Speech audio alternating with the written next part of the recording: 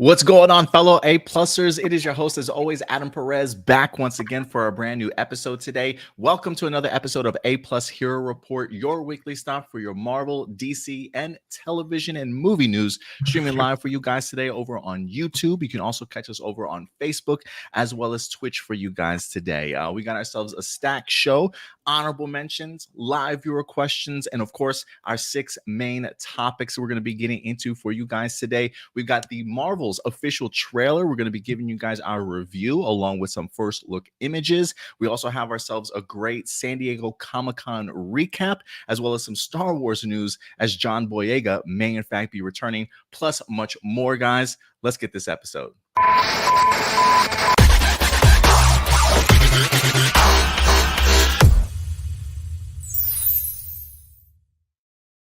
What's going on, everybody?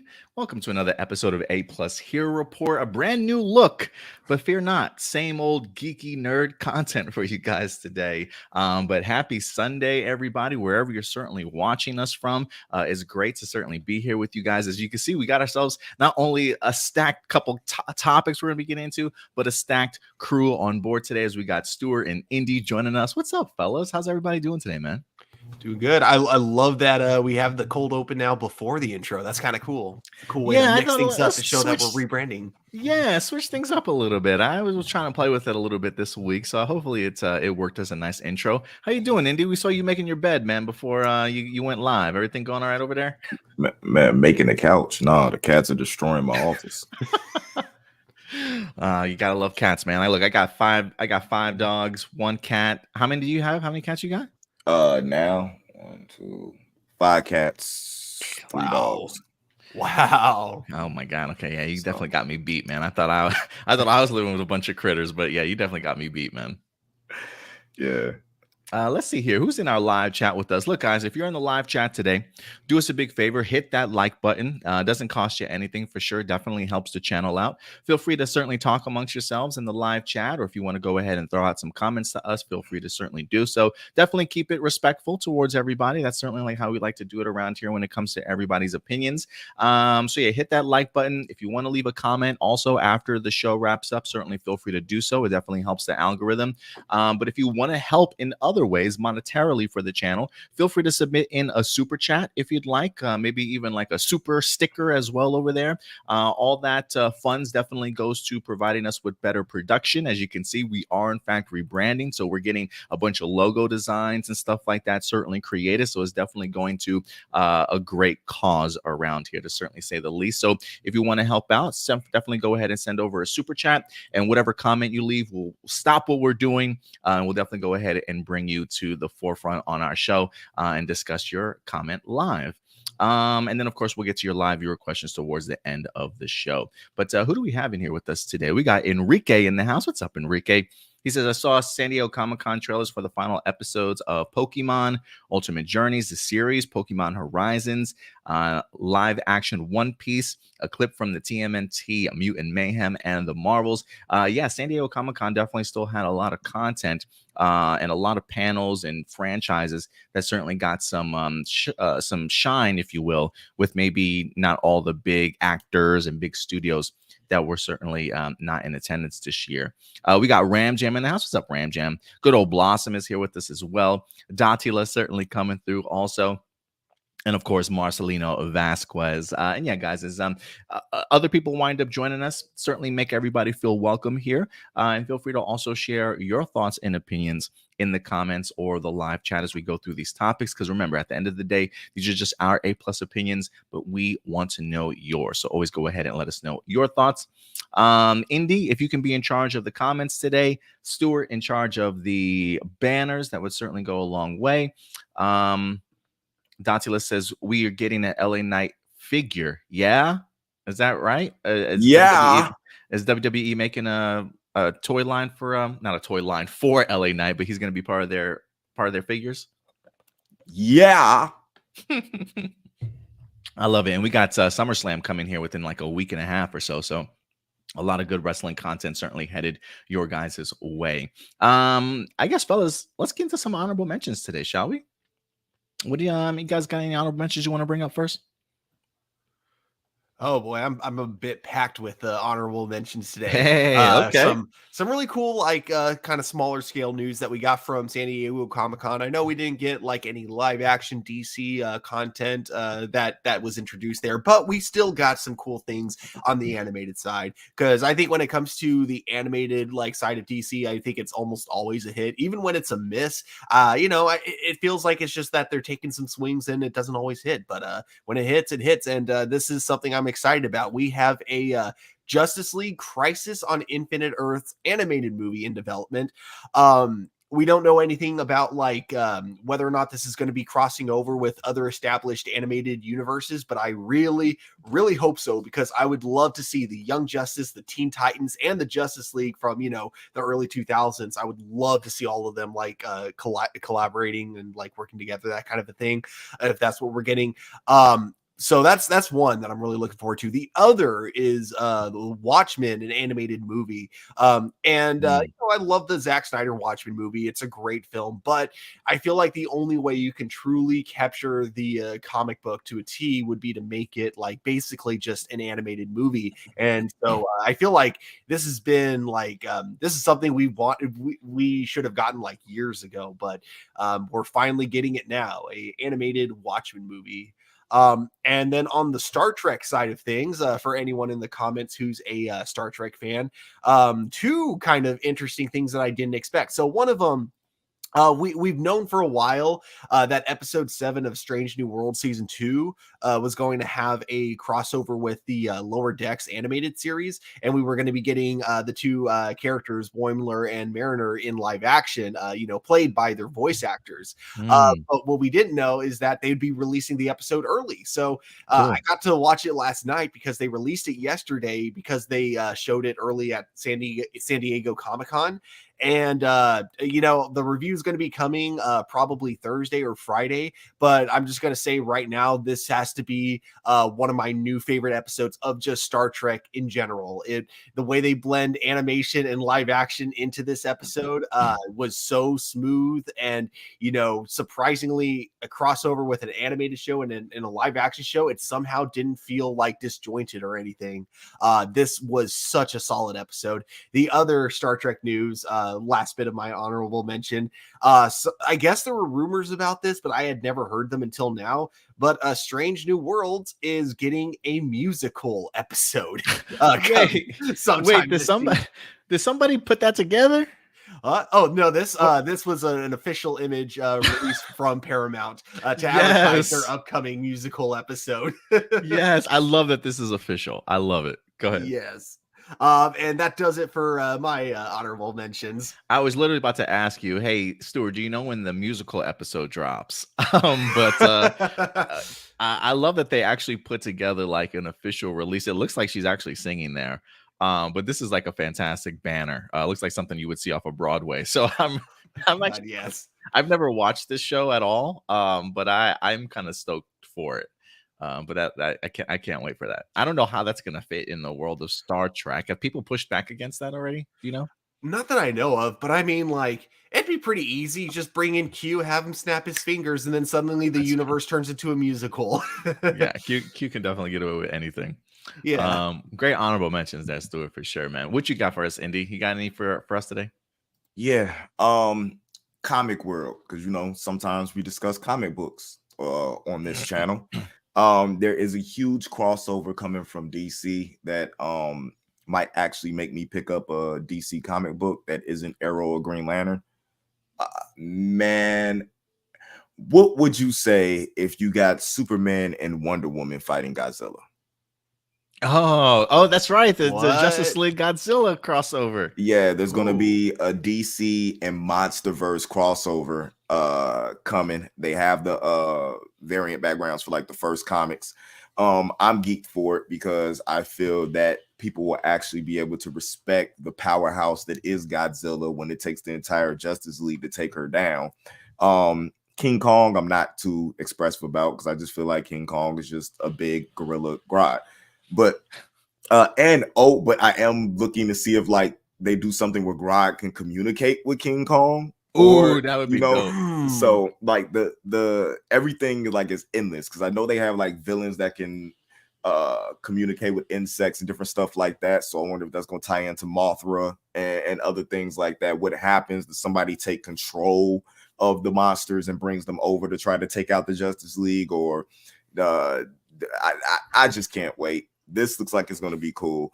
As Stuart was saying, I kind of wish this was animated rather than, you know what I'm saying, comic, but I'm pretty sure if it does well enough, it will soon get an animation adaptation. So I'm looking forward to this, man. And Godzilla looks so good in the visuals that we got off of it. I was definitely going to say, when it comes to that side of things with animation, if you really want a comic book that you really love to be animated, the best thing you can do is tell your friends about it, support it by buying it. Because I mean, look at Batman versus the Teenage Mutant Ninja Turtles. I'm pretty sure it's safe to say that whoever wrote that comic had no idea that was going to be later made into an animated movie, afterwards. So I feel like you could say the same for this one. If we really want to see this one come to an animated movie, just make sure we all buy the comic book when it comes out. I think it's a pretty badass. I just found some images online real quick. Some good artwork. I was trying to pull up. I looked this. This is an entertainment exclusive one. Superman getting ready to face off against Godzilla. That's so badass in so many ways. But I absolutely love the. I don't know who they got to do the artwork for this cover or just these images in general. But yeah, this might be a crossover. I certainly am willing to go ahead and check out. Please let somebody put a kryptonite battery in Zuki's back and let her blast spot Superman. Like I do not want Superman 1v1 Godzilla. Like to me, the presence, you know what I'm saying, the mystique of Godzilla, it needs to be the entire Justice League to take her down. To take him down. I get it. I wouldn't mind it starting with just Superman, but then Superman realizing, okay, yeah, this isn't gonna work. She just eat him. I need to bring on more help or something. Yeah, she need to eat him because like she just need to eat him and then him just sitting in her radioactive belly and then somebody has to come, you know what I'm saying, save him or something like that. I'm all for like Cyborg figuring out a way to get rid of everything, but the story, how they're gonna tell this story is interesting to me, and I just hope that the way my mind runs doesn't ruin the story for me, like doesn't live up to the expectations, because my mind is gonna go crazy on the different things that could happen in this series.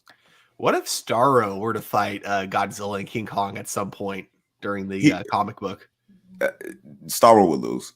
Starro? Starro would lose. I think it'd be a good fight. I think it'd be a good fight. Yeah, Starro would lose. Starro got. I mean, if you wanna keep it in like DC canon, like they abuse Starro in the Suicide Squad, because it's like it should have been no reason that the Suicide Squad beat Starro.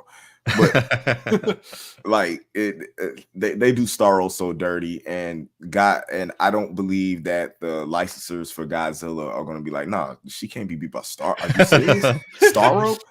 Like you have Superman and you want Starro to, you know what I'm saying? Nah, or maybe have Starro take control of Godzilla and King Kong, and then the Justice League saves them, and then it's a team up against Starro. So you need a team up of Godzilla. That's usually how it always works, right? It's always like you put them against each other, and then you find some way to work together to face against the villain towards the final issue. The only way that's going to go is if you have Starro taking control of the monsters, but Brainiac took control of Starro. That would make sense. Oh, dang. Layered. Yeah, it was pretty layered. Yeah. Dang, we're coming up with so many cool ideas. It's going to make the comic book disappointing. Do you know when it's supposed to drop, Indy?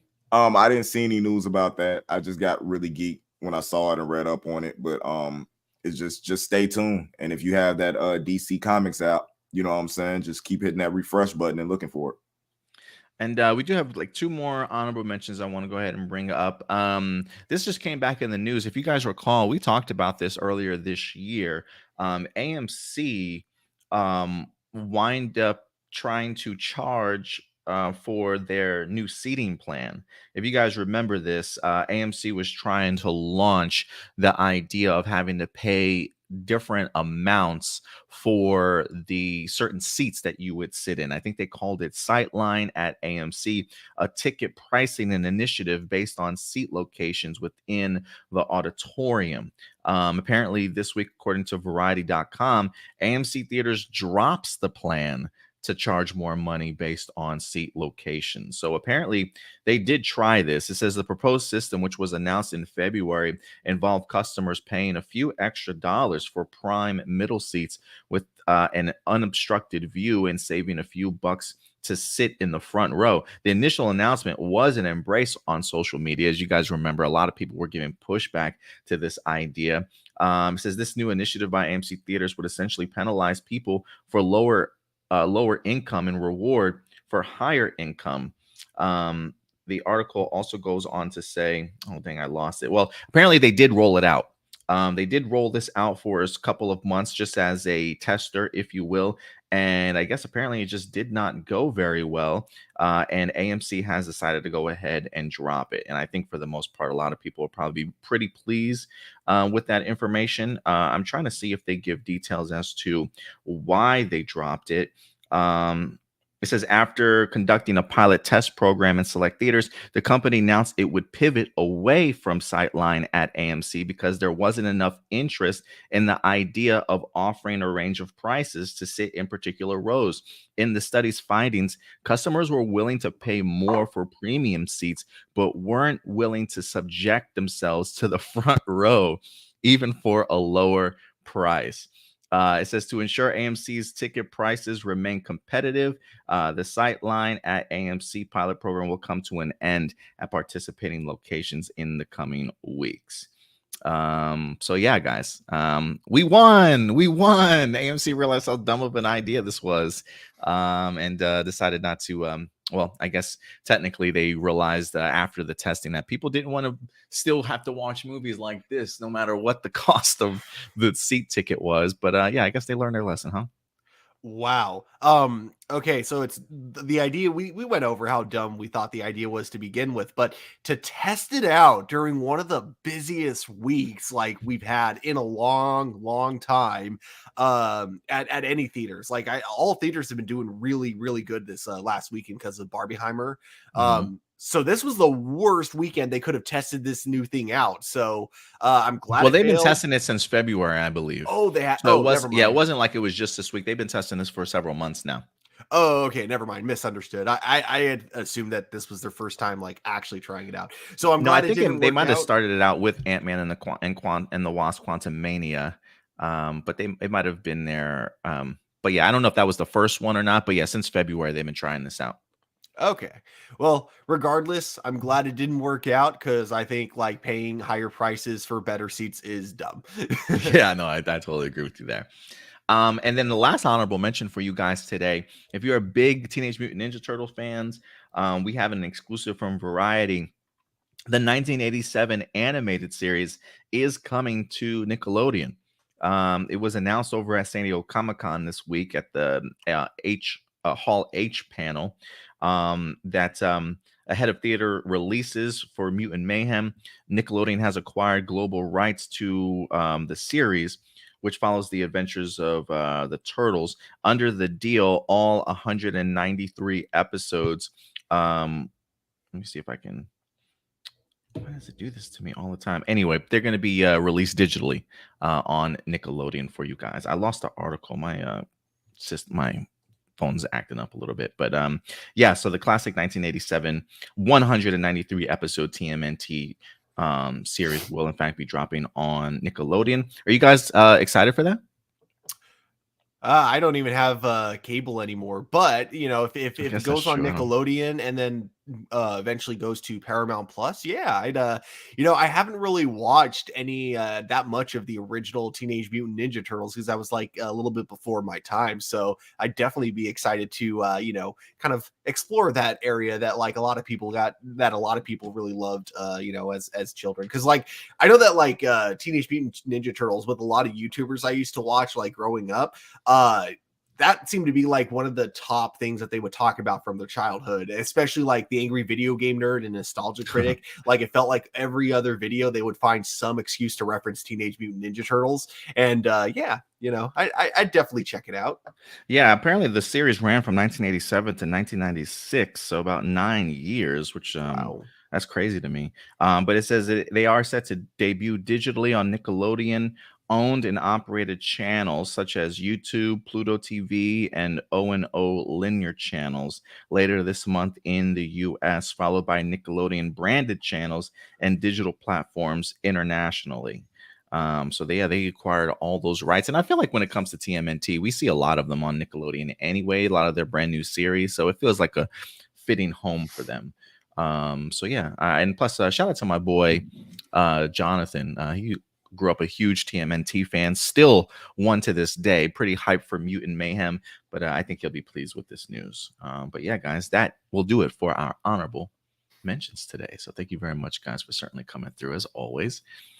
I thought I had a comment here from Datila, but let's see. Marcelino says, I wish instead they would adapt the Doomsday Clock because they could use the Watchmen characters and tell a different story with them rather than repeat what came before. Well, they still could. If this one does really successful, I don't see why they couldn't do like a Doomsday Clock as a sequel. And then Enrique says, "Oh, go ahead, Andy." No, I honestly feel like the reason why they might be doing a retelling because there's a whole new audience that's introduced into this medium that hasn't even seen that movie, and that movie might be a little bit too adult, a little bit too slow and stuff for them, and the retelling through animation might be able to make them fans, of the Watchmen to be able to spring a new fan base. I get you there, yeah. Enrique says, when is the release date for TMNT Classic series will air? It just said that by the end of the month. You can catch it on Nickelodeon digital platforms. So yeah, I'm sure you can find it somewhere. I do wonder, with it being Nickelodeon, if they're gonna like air the episodes in order, or if it'll just be like super random, like they do with a lot of their other cartoons. It's gonna be super random. We're gonna see. So? We're gonna see Osaka and the Bunny like the episode. They're gonna try to get as many characters as possible for toy sales, and then we're gonna be like, "What is going on?" Like, I don't remember this. Oh my god, what if they try to I'd be totally cool with if that's what they're trying to do, if they're trying to use this as an excuse to resell some old 80s Ninja Turtles toys. I'm kind of curious if that's what they're going for. All right, guys, I think with that out of the way for our honorable mentions, I think it's time to get into our main topics today. Fellas, you ready to go ahead and tackle this with me? Always. Let's do it, y'all. So first topic, as you guys see at the thumbnail on YouTube over on Facebook, The Marvels is back in the news as we're going to get into our MCU bag today. They wind up giving us an official trailer here this week. Again, even though they're not at San Diego Comic-Con, we definitely expected some sort of big announcements to certainly come out. And this week, they certainly did not disappoint as we wind up getting ourselves a brand new poster as well, which is actually a poster I'm actually a big fan of, along with a brand new look at this upcoming movie. It is in fact set to go ahead and drop this upcoming November 10th, 2023. Now, when it comes to just comic book movies in general, they have not been doing too well at the box office as of late. So there may be some worry or hesitation for some people going into this movie to see what this is going to do. But considering that this is in fact a sequel to Captain Marvel, which went ahead and made about $1 billion at the box office, they're certainly hoping that they can recapture that lightning in a bottle moment, if you will, and have another good outing. And so we're going to be diving into the official trailer that wind up dropping today. And Entertainment Weekly also went ahead and dropped some brand new exclusive images for this upcoming movie. We'll be diving into that as well as breaking down their brand new article. But before we get into the article and these images, let's talk about this trailer that wind up dropping, fellas. I know we all had the opportunity to certainly check it out for ourselves. Anybody want to go first and share their thoughts on what they thought of the Captain Marvel, the Marvel's official trailer? Excellence personified. Big fan, I see, huh? Well, other than what other people may think, because I know a lot of people have a problem with Brie Larson. I am a fan of Brie Larson for various reasons. Been a fan for her for a long time. Was my favorite character in Scott Pilgrim versus the World. It's just, I feel that because I feel like she catches so much slack because of her views outside the role she plays and doesn't get enough credit for the actual actress, you know what I'm saying, as she is. But she was an embodiment of Captain, you know what I'm saying, Marvel for me. And this movie feels like it's the movie that's going to live up to the hype I guess I'm saying. And for some people, it might be low expectations, but for me, Captain Marvel, the original, was a really good movie. Miss Marvel was a really good series, and then we all know what we thought about WandaVision and with Proton and their, you know what I'm saying, everything getting their powers in that show. I just feel like for this phase, this is probably the best lead up to a particular film, you know what I'm saying, that we had, where I feel like they didn't miss. So it makes me more excited to see what's going to happen. The only thing that throws me off a little bit is I don't know if this happens pre-Secret Invasion or after Secret Invasion, because it feels like we have a Nick Fury that's acting more like he did in the past. So it makes me kind of more excited to see this last episode of Secret Invasion, to see if Nick Fury decides he wants to, you know what I'm saying, start feeling like his normal self. Yeah, I am kind of curious as to how connected this movie is to that of Secret Invasion, because you're right, there is a vibe that I get that maybe this takes place before Secret Invasion. I wish Marvel would kind of go in order if that's the case, just to kind of keep people's timelines straight. I mean, I know they've done this before, the kind of going back and forth type of thing, but when you've already got so much content out there, I do think it could be questionable in regards to are people keeping up with how everything's unfolding in a timely manner. So we'll see. But I totally understand where you're getting at. What about you, Stuart? How do you feel about the new Captain Marvel trailer we wind up getting here?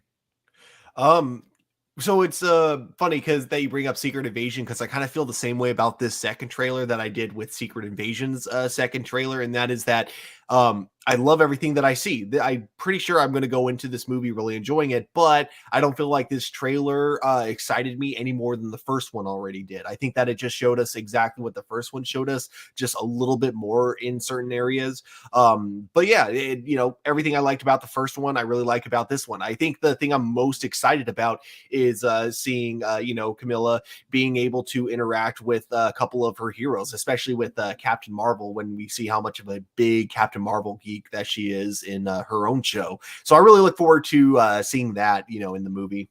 Yeah, I think this trailer for me just reinforced that I'm excited for this film, in the sense that it looks fun. I love the soundtrack that goes along with it. I think these ladies are going to have a blast, to just have a really good time. And I think their chemistry behind the scenes has been pretty infectious if you've watched any of their interviews. And I really do think that that's going to translate extremely well to sort of the big screen also.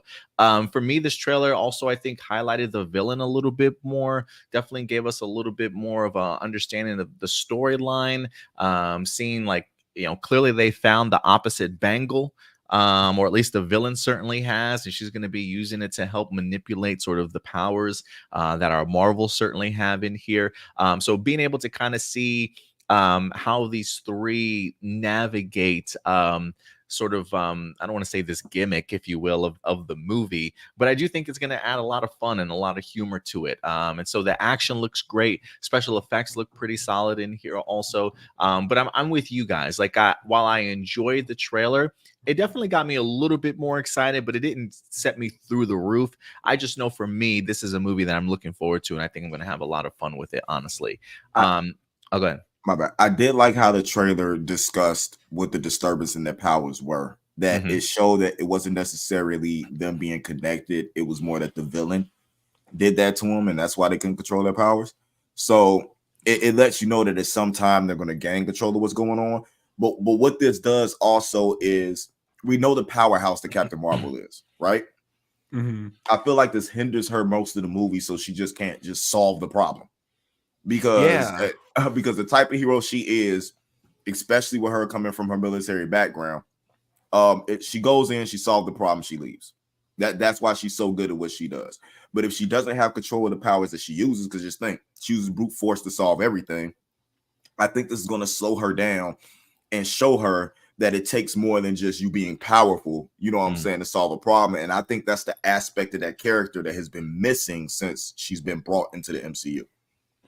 Yeah, no, absolutely. I think you might be onto something there. And, the idea of Kamala Khan always teasing like, oh my God, are we a team sort of thing, right? I think the importance of teamwork, relying on others, I think all of that'll certainly be a great sort of theme in here. And I think the fact that these three ladies work as well together as they do, I think will certainly showcase that. There are moments in here where we get the opportunity to see like Brie, or I should say Carol Danvers, standing opposite of Monica Rambeau. I'm really excited to kind of see like just the elephant in the room, if you will, just how that's going to be sort of discussed and brought up. Because there's even a quick shot in this trailer when in the very beginning when Nick Fury contacts Captain Marvel, talking about her time on space. There's a shot of and I went back and rewound this and paused it.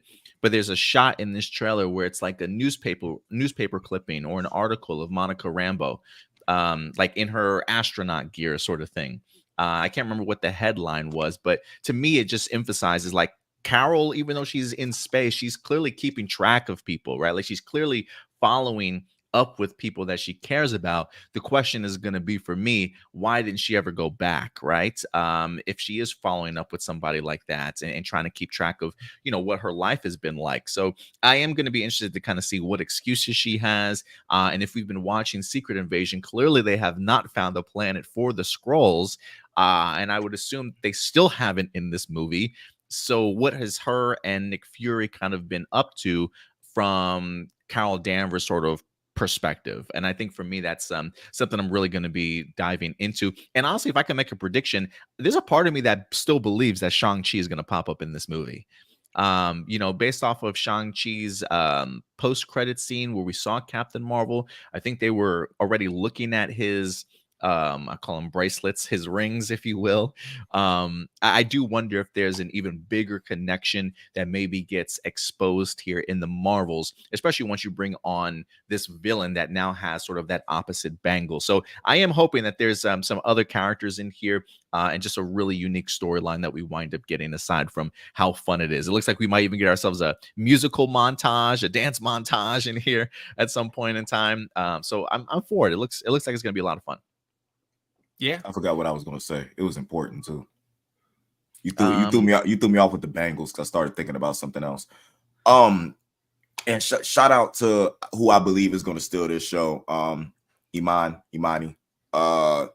That young lady is fantabulous. I don't even know if that's a word, but she is that. Considering how she got the role and what she's been doing with that role she got. I really feel like she is going to be the reason why this movie is actually going to work. Because she breaks up the monotony that you would normally have if she wasn't, in there. So that's going to be really cool.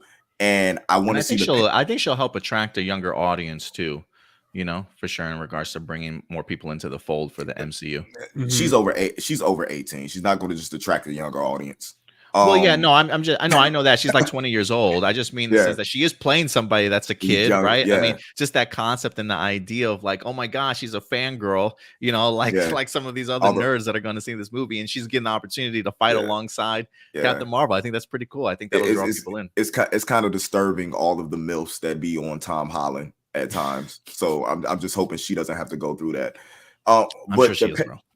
The parallels between Nick Fury felling the Skrulls and Captain Marvel felling Monica, Rambeau and stuff like that is going to be interesting because they're going through, I feel like those two, Nick Fury and Carol Danvers, are going through similar storylines, but in different ways on felling the people, that they made promises to, that they're close to. So it's interesting on how close they are and the fact that they're making the same mistakes. I really want this movie to succeed. I really do. Another Billy? Oh, another Billy? Another Billy? I don't know, man. 750 mil. I'll say that. 750 mil. I don't know if it brings it in just because of the trajectory of which movies have been doing. If this does get shown internationally, then 750 mil. If it doesn't really pick up steam internationally, maybe 500 mil.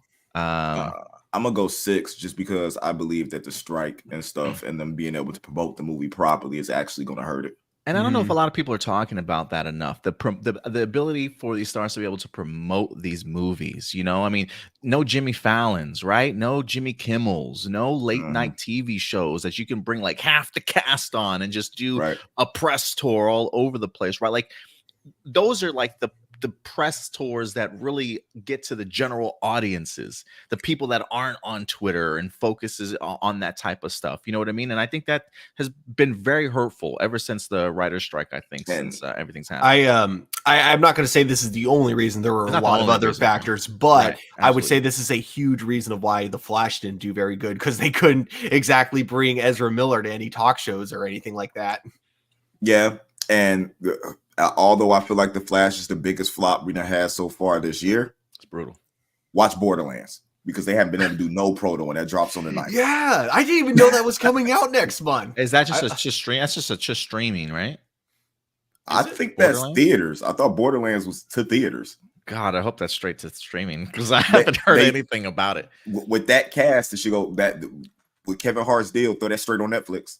I believe it would do well there. Don't take that into theaters. Don't take Borderlands will get demolished, destroyed by the core fan base. They take that to theaters. Yeah, you might be onto something. I still am like amazed by the fact that it's being directed by Eli Roth, the dude that makes horror movies that end up turning into comedies. So I'm kind of curious what it's going to be like with him actually trying to make a comedy. I do want to get to the Entertainment Weekly article for the Marvels, because they also did give us some brand new images to go ahead and look at. This is a little bit of a longer article, a lot of in-depth stuff here. So the both of you interrupt me and stop me whenever you want to. If there's something that gets said or brought up in the article that you want to further go ahead and discuss. I love your let's go shirt, ahead. Adam. What, my pink shirt? I love your shirt. It's my Barbie mode today. Yeah. Had the rock something pink. Let's go ahead and bring this up here. This is from Entertainment Weekly. The Power Trio get an exclusive behind the scenes look at the Marvels. It says the cast of the Marvels had an official motto on set. If you don't know, ask Aman Vellani. She says, Brie Larson says, I've just learned to trust Aman because she really has her timelines in order. She's the one that's always schooling us. I wouldn't know how old Carol is without her. She really does the math. And it says, like Kamala Khan, the fresh-faced hero she plays on Miss Marvel, Vellani is the kind of comic book aficionado who doodles pictures of Galactus on her sneakers or nitpicks about the differences between Earth 616 and Earth 199999. That acknowledged served the 20-year-old well when she stepped up with Larson and the WandaVision star Teyana Paris on the set of the Marvels. Vellani had no problems correcting franchise veterans about obscure comic lore. That is after getting over the fact that she was working with franchise veterans. The young actress was so starstruck on her first day with co-star Samuel L. Jackson, she literally hid behind the director, Nia DaCosta, before emerging to pepper him with questions. And did Nick Fury's actor answer all of her inquiries? Of course I did. Samuel L. Jackson wind up saying. So yeah, big words for Aman Vellani here, as she finds herself quite the nerd, which I think is, for me, I find it really charming, honestly. That she is as big of a nerd as we are, and considering this is like her first big major picture, aside from Miss Marvel being like her first big major just show in general that she's been attached to. I got to imagine this is certainly a big star-struck time for Aman Vellani, but I love everything that they're saying. I feel like if there's anybody that we can relate to as fans, it's probably Aman, right?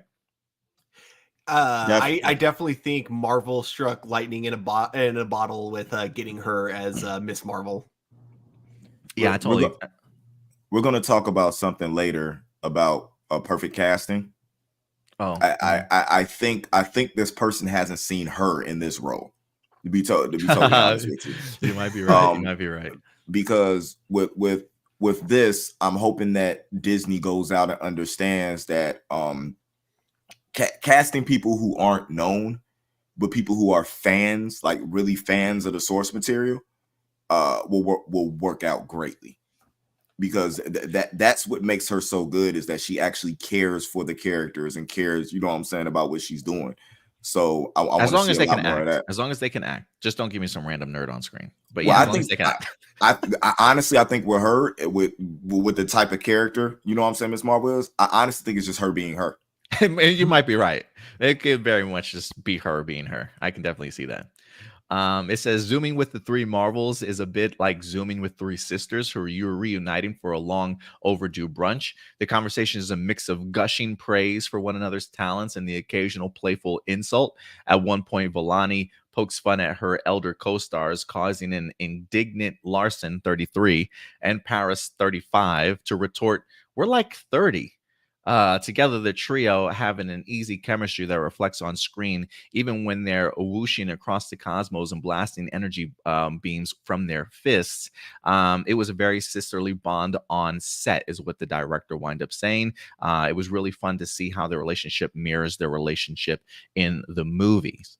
That's, you know what that kind of reminds me of is like a lot of older interviews with Tom Holland whenever he was being interviewed with specifically Falcon and the Winter Soldier. It felt Yeah. like between the three of them, like they would always be giving each other shit, but like in the funniest way. Yeah, absolutely. I used to love watching their interviews together for sure. They would always get on Tom's case. It was fantastic. It says when the Marvels finally hits theaters on November 10th, the three actresses hope the audiences will connect with them the same way they connected with each other. I am excited that the MCU has three lead women, all from very diverse backgrounds, and they're all baddies in their own way, Paris says.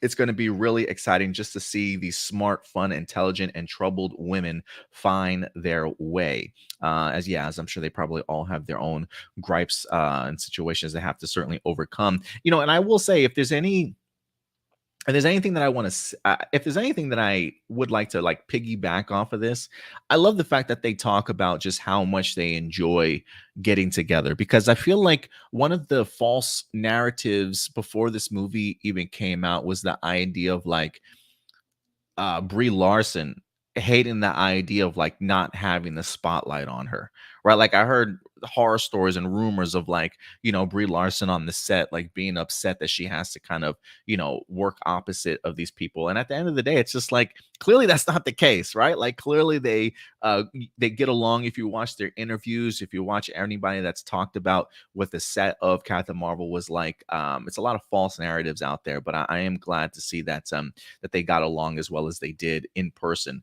on set, because I do feel like that's certainly going to show itself in a big way when this movie drops. It says, go ahead. It was like this one interview with Brie Larson and Don Cheadle together, and it was very clear that the two of them were just like messing with each other. But like people took like that one clip where it was her being like, "Oh yeah, we're like best buddies, right?" And then Don being like, "Don't touch me," Clearly it was a joke, like because Don does that stuff before. Like he did that with Kevin Hart once when he mentions his age, and Kevin Hart was like, "Damn," and he's like, "Excuse me," and they do like this back and forth. Like clearly he just knows how to play off of people, but like everyone took that one like little moment in an interview and they were trying to say, "See, no one likes working with Brie Larson." Yeah, they definitely will take any opportunity they can to kind of put somebody's name in the dirt. Oh yeah. It also says here, even before Carol's debut, Larson says Marvel Studios president Kevin Feige was already looking to the future, brainstorming how to bring other beloved heroines from page to screen.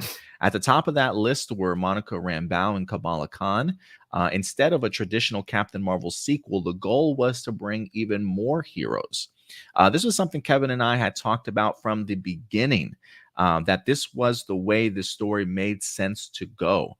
As what she was referring to in regards to debuting Kamala along with Monica in this particular movie. And again, I think that also pushes back against another sort of false narrative in here. The fact that, I was hearing people talking about the idea, the only reason why this turned into a team up movie is because of the backlash that Brie Larson got for Captain Marvel, which I think is stupid overall. One, because the Captain Marvel movie made $1 billion. So clearly they definitely wanted Brie Larson to come back.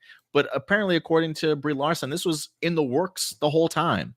in regards to bringing in Monica, bringing in Kamala, the idea of putting them all together in a movie.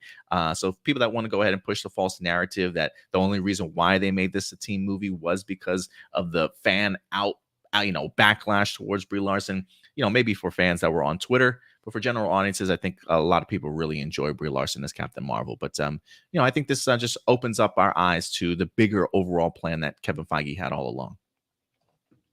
Let's see here. It says, I understand that feeling of being afraid to let go of control, being afraid of passing on responsibilities to others, says Larson. You almost want to take on all the burden yourself. So I think this is an incredible metaphor for learning how to be a team. She says, it is very clear example that no one person can do it all. You need all kinds of skill sets, all kinds of people with different viewpoints and different backgrounds in order to save the world. And I think that's piggybacking right off of what you stated at the top, Indy. Yeah, definitely. I mean, I hate the slack for all the movies that caught flack and everything like that. I hate the fact that Captain Marvel caught that. And I really feel like this feels like it's setting to be like a coming of age story for Miss Marvel.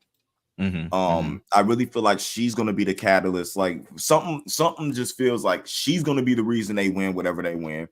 It's gonna be the person who is younger than us, less experienced, that remembers who we are, that remembers who we stand for, remembers what we do. That's going to inspire us to be able to overcome this big obstacle that we're going up against. So I feel like I already know how the movie's going to be.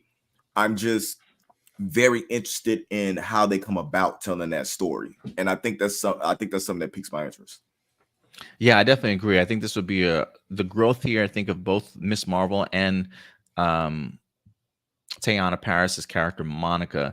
I'm hoping that this growth, especially working alongside somebody like Brie Larson, definitely launches them into potentially being able to carry something of their own sooner rather than later. The article also goes on to say, since helping to knock out Thanos in Endgame, Carol has largely left Earth behind, choosing instead to hunt down villains on the far edges of the galaxy.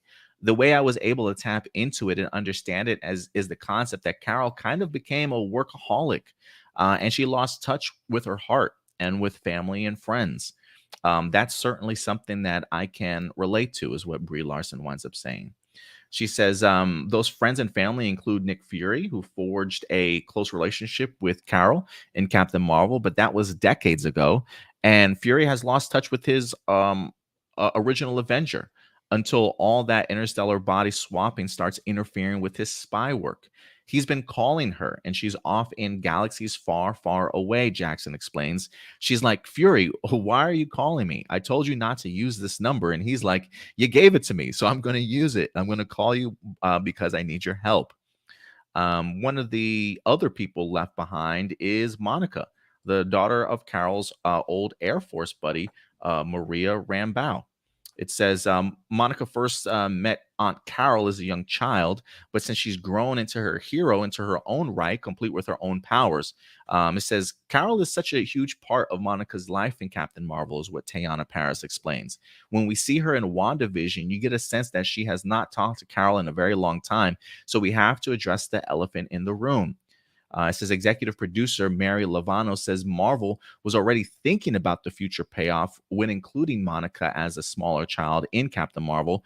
Always in the back of my head was a story based on family reconnection and how hard that can be to navigate. So yeah, they're definitely going to be focusing on that and a lot of reconnecting for a lot of characters in this movie, it seems like. But what are your guys' thoughts on that? This definitely answers like a question I've had since WandaVision, because it was so clear that there was something going on with her and Captain Marvel, because like when she gets name dropped, she immediately tries to end the conversation in that area, saying we're not talking about her. So no, like this is always the theory that I kind of figured, like, yeah, that it would be Captain Marvel just never returning back. So yeah, I am excited to see exactly like it, like being able to actually like see what kind of effect that had on her, rather than just being told about it, or kind of having it vaguely be told about it through WandaVision. And I would say for those of you who are watching this, if you have not had the opportunity to check out WandaVision or the Miss Marvel series, I would probably highly recommend checking out both of those before watching this movie. They're not very long. I think 6 episodes a piece, if I'm not mistaken. So you can go ahead and get through 12 episodes. And I think WandaVision's episodes were relatively short as well. So definitely would recommend Miss Marvel, WandaVision, and maybe even Shang-Chi. Any other recommendations you guys would have before tackling this film? The first Captain Marvel too would probably help. Probably just because we still don't know which is first in the timeline. I would say just to play it safe, watch Secret Invasion as well. Yeah, you might be. Did you might be mention right about this. Endgame? I have not mentioned Endgame. No. Yeah, I think Endgame is important because it gives you a scope of where her power is and what she's been doing. So yeah, add that to the list for sure. Next up, they talk a little bit about the director, Nia DaCosta. She says, "I'm a big nerd from New York City, and here was this hero who was a big nerd from Jersey City, writing fan fiction the way I used to when I was that age," explains Nia DaCosta. She says, who is also the first Black woman to direct a MCU film. It was really fun to feel close to that character in that really specific way, in a way that you don't often feel when it's Iron Man or Thor. And she's talking about Kamala Khan. She says, that was so exciting to me, knowing that I could be a part of bringing this character who I've loved for a decade to the big screen. Teyana Paris previously starred in DaCosta's Candyman, and she raves about her director's distinct voice and ability to find a new perspective on an existing franchise. Even if you work with her once, you do feel like, oh, we're the best of buds, Teyana Paris says. I love how smart she is. I love how strong her point of view is, and I love that she has a very fresh take on material. Aman Vellani adds, she was a really calm vibe too. These movies are not easy to make at all. There's like a million bajillion little moving pieces. So she did such a great job of keeping the morale high. Even if there were days where they wanted to rip people's heads off, they would never show it and never put their stress on anyone else. The article says, still helming a massive blockbuster has its hurdles, especially when you want to do right by your geeky inner child. Nia DaCosta says, the biggest challenge was finding the balance between my point of view as a director and as a comic book nerd. Obviously, there are changes between the comics and the movies, and sometimes I'm like, whoa, whoa, whoa. Sometimes Kevin would be like, you're being too much of a nerd. Please stop. So she definitely had to tuck her nerddom in a little bit when putting this movie together. But I think also kind of, I don't want to say rightfully so, but I do think sometimes, and I feel this way about Star Wars, is like sometimes I feel like people come in to direct the episode or movie of Star Wars and they're just like, hey, I want to show you how big of a Star Wars fan is. So they just throw in a bunch of things that people sort of like gravitate to, right? But it kind of takes away from the overall balance of the show or the movie itself. You can't get too nerdy on them from time to time, but you definitely have to bring in a good perspective. And I think you can look at the opposite of that when it comes to like Tony Gilroy doing a Star Wars show, right? He's like, anything that's been like connected to Star Wars universe, don't want it. I want to just make something original that feels just in this world sort of thing. So I do think there's a balance of having to just be a director and yet also be a nerd. But there is something pretty cool about knowing that somebody that is a big comic book nerd is helping navigate this movie a little bit. And it's one of those things that's like, I'm sure as a comic book nerd, there are things that she would like to see on the screen that I think some of us fans would probably like to see also. So I'm hoping that she definitely ups her game here. And I've been pretty impressed with Nia DaCosta as a director overall. So I'm eager to see what she does in her first superhero endeavor. Have you guys checked out any of her past directorial work at all? No, not purposely. I might have on accident. Did you see the new Candyman? Did you guys? Oh, any of you guys yes, see the Candyman excellent work. Yeah, that's excellent work. I didn't even know that was her. Yeah, that was excellent work. So yeah, she's definitely got some some things on her shoulders, and we'll see if she certainly delivers. And then we got some other photos in here too of the villain. I'm not going to get too deep into this, but if anything, it's a pretty long interview. I would definitely recommend you guys certainly go ahead and check it out. I'll go ahead and bring up some final images in here. But guys, overall, hearing some of these details about this movie, combined with the trailer that we wind up getting, is there any other viewpoints that really kind of like just pop out at you that you're really excited about for this movie? Not something that I'm excited about, but something that I feel is a trope that has been hurting Marvel movies and television shows for a minute now. I feel like we're going to end up with another lackluster villain. And a villain that doesn't feel like she's, I don't want to see them feel like she's a threat, but just feel like big enough a threat for 3 superpowered, you know what I'm saying, individuals on the level of these 3 that we have, that, you know what I'm saying, we have going. I feel like this movie might have benefited a little more from a Kang variant. You know what I'm saying? And to tie the whole phase together. But we might get that. I don't know. It might be something where Kang is the mastermind behind everything that's going on or something like that. Or at least something more with what's going on with the Skrulls, you know what I'm saying, to push a little bit more of the influence that's going on with Secret Invasion. I feel like this phase, especially with these movies, as bad as they're pushing it, have felt less connected. Even though it's supposed to be more connected in this phase than anything. Yeah, I would totally agree with you. I do feel like they've been a little bit less connected, or at least haven't had that sort of narrative guideline as they certainly used to, especially with them putting out so much more content.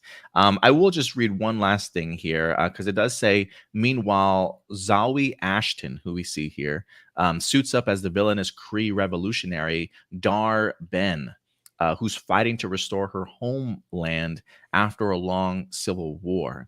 The British actress tells EW that she's long been a fan of DaCosta's work, and in the early days of the pandemic, she met with the director, hoping to collaborate on a future indie film. Almost a year later, Ashton received her unexpected phone call. She was like, oh, the tiny movie we talked about in the pandemic, brilliant. Talking about being attached to a Captain Marvel sequel.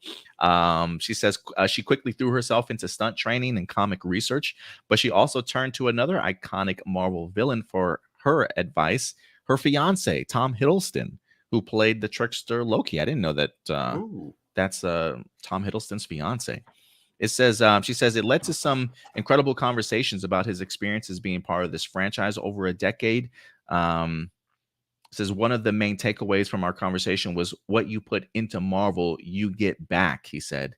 If you go into this with an open heart and a great work ethic and just want to provide an amazing experience for the fans, you'll have an amazing experience on those sets. He really empowered me in that way. So, hopefully, look, I will say this. Having Tom Hiddleston as your fiance, I definitely hope that ups her game. Not to say that, look out, Tom, we might have ourselves a new Loki on set. But I think, one, it's great advice that he gives her in the sense of like, just put your best foot forward, right? Put all of yourself certainly into this work. And if the script is strong and if she can really bring this character to life, it'd be pretty cool to see how she works. I don't want to say opposite Tom, but to see if she can, leave a lasting impression, maybe like Tom Hiddleston did as Loki. That's some big shoes to fill, but good luck to Miss Ashton there. Yeah, I actually had no idea that she was Tom Hiddleston's fiance. That's awesome. Yeah, as big as a Tom Hiddleston fan. You know what? That's what's wrong with this phase. Loki season 2 should have came out a lot earlier. I could see that. The other thing I was kind of curious about. So bring up the image one more time. If you have it. Oh, the one with the villain. Yeah, give me 1 second. I'll bring it up here in just a second. Go ahead. Because the weapon that she's holding, is that the same one that Ronan used in Guardians of the Galaxy? Yeah, I believe it's. I don't know if that's. I don't want to say that's something that all Krees have because I don't think it is. But yeah, it looks like it. The hammer.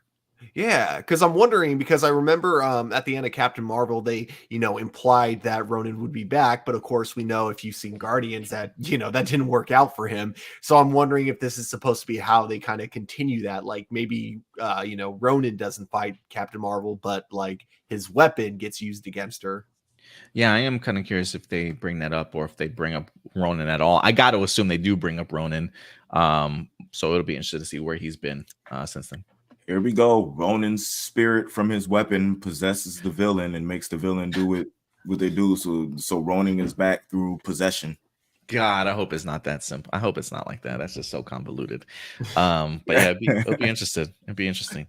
But yeah, guys, let us know your thoughts. Brand new first look at Captain Marvel. Again, this Captain Marvel 2. This movie doesn't drop until November, so we definitely have some more time, and I'm sure we'll get more articles, more images over the next couple of months, but we'll definitely keep you guys posted. I wouldn't be surprised if we get ourselves another trailer here within the next couple of months. Also, a secondary official trailer before the film itself actually drops. But let us know your thoughts. What did you guys think of the Marvels trailer, along with these first look images and new details?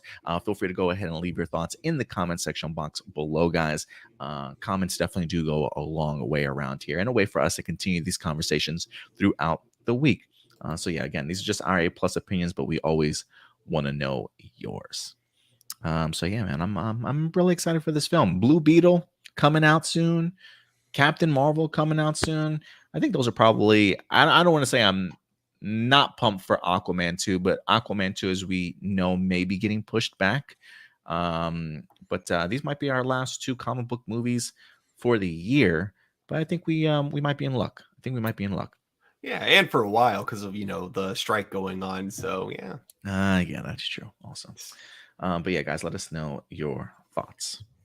All right. And with that out of the way, guys, we will go ahead and transition over to our next topic, as Christopher Nolan is in the news here this week. I don't know if you guys know or not, but he's got a small little movie by the name of Oppenheimer that has in fact dropped this week. It is in fact Barbieheimer weekend, as Barbie has also went ahead and released.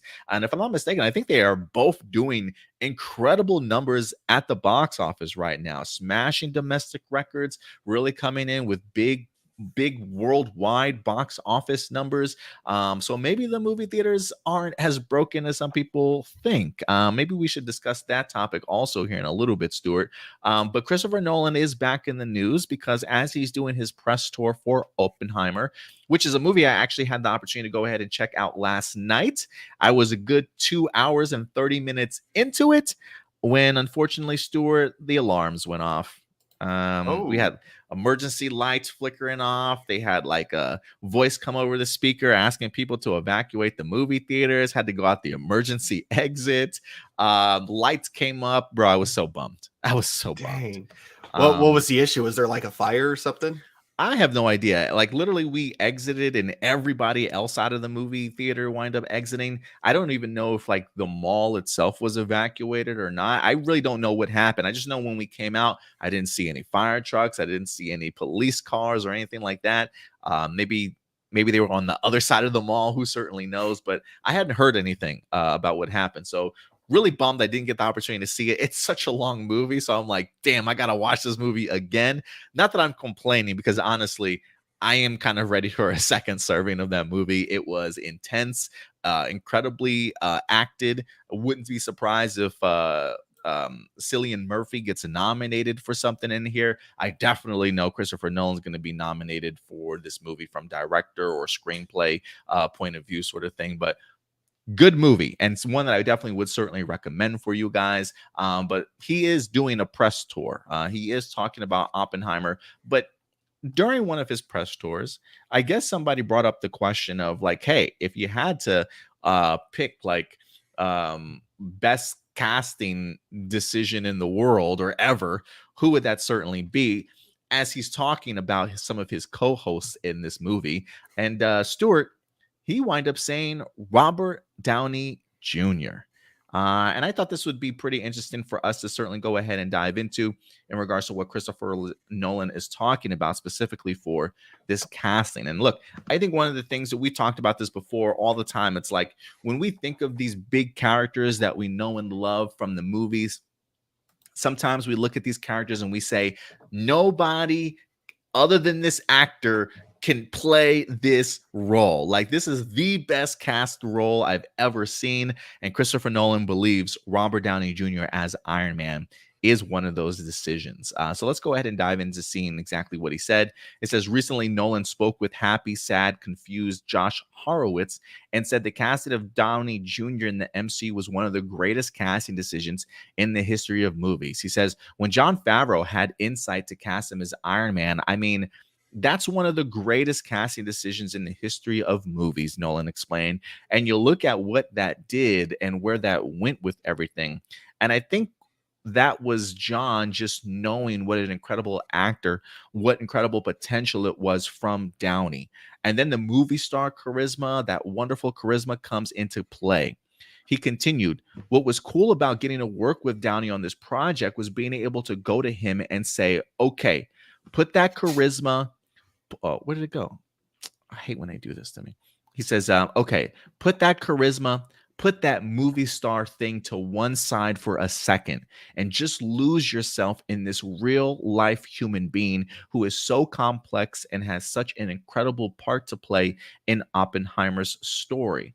And just to watch him just sort of go back to that genius as an actor, just finding the truth in another human being and presenting it, and the things he does in this film, I think a lot of his fan base is going to be extremely surprised. And it's really cool to see somebody who's achieved such greatness as a movie star that pivoted completely and stretched themselves in a way that a lot of people haven't seen him do.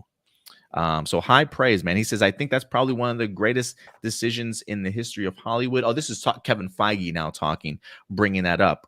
He says, I remember on later movies, I would say, Robert, we wouldn't be in this mess if it wasn't for you, meaning we wouldn't have a studio if it wasn't for you. So yeah, man, Jon Favreau, Kevin Feige, and Christopher Nolan all agree that Robert Downey Jr. as Iron Man, one of the greatest casting decisions in history of movies. Stuart, are you going to argue with this man? No, actually, I would actually say that he kind of left something out, in fact, of why I think Robert Downey Jr. was like the perfect man to play Iron Man. So when they went into production with Iron Man, they didn't even have a completed script. It was a very rushed production. And basically, if you hear all the stories behind the scenes, any other director, any other actor starring in this, it would have been an absolute disaster. And the best example I can look at to compare Iron Man to is the very first Green Lantern movie, the movie that DC wanted to kick off their DC cinematic universe. Very same thing, didn't have a completed script, and a lot of like the story was kind of carried by the main actor. But unfortunately, unlike Robert Downey Jr., Ryan Reynolds, as great of an actor as he is, as much as we all love him, he couldn't save the movie. He couldn't save an incompleted script. He couldn't, find his footing with the character of Hal Jordan the same way that Robert Downey Jr. was able to instantly with Tony Stark.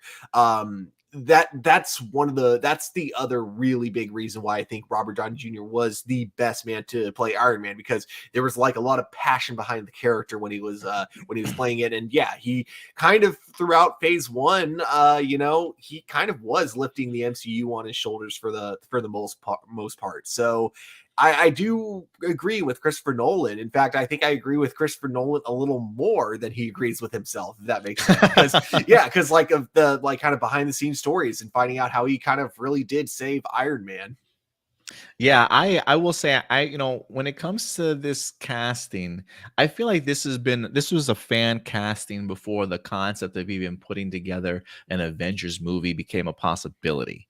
I remember reading, and this is going to age me, but like Wizard magazine years ago, and they used to constantly do like casting, like fan castings for movies or like comic books if they ever came to the big screen. And I swear, like anytime that they ever did Avengers, I swear Robert Downey Jr. as Tony Stark was always up there.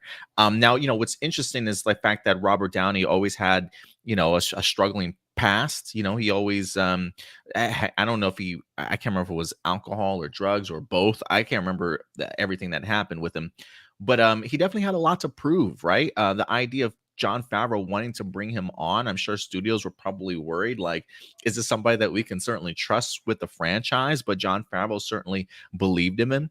And it's just a weird sort of parallel between Robert and the story of Tony Stark also, that I think was really eye-opening for some people, and one that I think always attracted us as fans to see him tackle this character. And also because God, he looks like Tony Stark ripped out of the comic book. If you were to Yes. ask, like, what actor does this look like? Everybody would probably say Robert Downey Jr.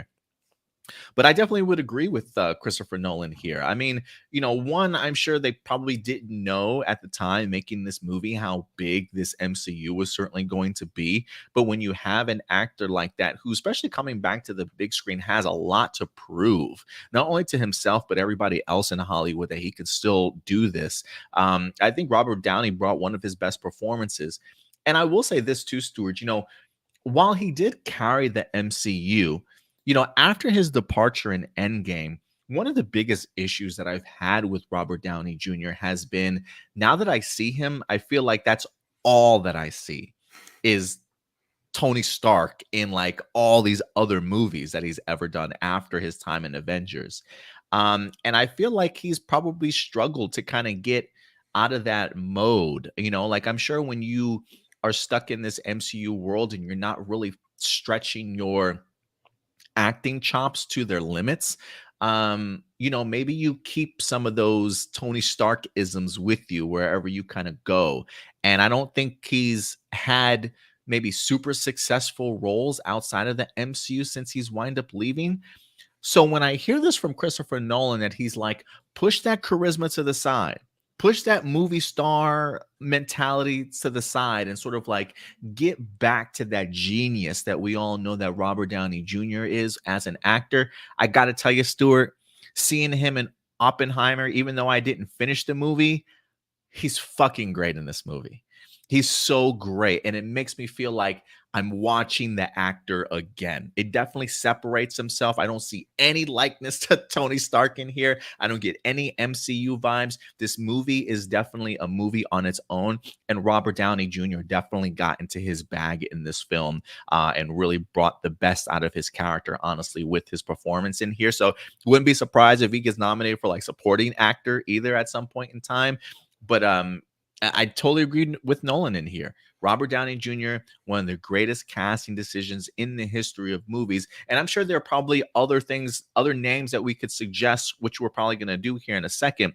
But just seeing where the MCU has gone, every movie sort of averaging $1 billion out. If you wind up taking all those movies for the first three phases and you divide them up, they probably average about $1 billion. That's unheard of. The MCU was able to create cinematic movie history, and a lot of that has to certainly do with Robert Downey Jr. as Iron Man. And some people would probably even say not having Robert Downey Jr. right now may be hurting the MCU to a certain extent, because I think that's just how important that he certainly was to the MCU and just this casting in general. So I got to agree with Nolan here also, Stuart. If there are any other casting decisions that have been made in movie history, do you have any other people that maybe that you feel is better than Robert Downey Jr., or at least maybe like a close second or third when it comes to best casting decisions? Do you have any suggestions there? Man, it's hard to say because I mean, there's a lot that I can look at when it comes to certain superheroes like Tobey Maguire's Spider-Man. I thought was such a Mm, perfect casting decision back then. The first one to be able to play Spider-Man live action to this scale. And even with all the different Supermans that we've seen, I think like each casting decisions that they made with all the different Supermans were perfect for those individual Superman movies. So that all being said, I don't think any of them really compare to Robert Downey Jr. And again, not just because of how well he played the role, but how well he did that role and how he made that character his own before it was even really fully realized on paper. mhm. And I think also the dependency that they have on him as a character, Yeah. to really help lift their franchise up. Datila in the comment section says Hugh Jackman as Wolverine was also a great casting choice. Yes. And I think Hugh Jackman is probably like A1 or like 1A, 1B. If you're talking about right behind Robert Downey Jr., somebody who's played this character through numerous iterations. He's been around for years, if not decades already, playing the same character. I mean, God, he's still playing this character. We still have not been able to let go of Hugh Jackman as Wolverine. And despite how some people might feel about the X-Men movies, I think it's fair to say, due to his popularity as Wolverine, it's helped lift this franchise up, maybe even given it more opportunities than maybe sometimes it's deserved with all the films that we've gotten X-Men wise. But concerning the fact that he has been constant in popping up as this character, been through several different iterations in great X-Men movies, as well as bad X-Men movies, I don't know if anybody else really comes as close to Robert Downey Jr. As Hugh Jackman does, honestly. Mhm. I think Indy's other suggestion was Ryan Reynolds as Deadpool. And I think I even asked my girlfriend this question last night, and for her, she said Henry Cavill as Superman. Hmm. But I think that kind of goes into the bag of like Tobey Maguire as Spider-Man. Like I could even say like Tom Holland as Spider-Man might be up there, certainly for some people too. So yeah, I think there's a lot of characters that have good castings that a lot of people can connect to. But as far as meaningful and like what that casting decision did for that franchise as a whole, it's got to be Robert Downey Jr. and probably Hugh Jackman right next to him.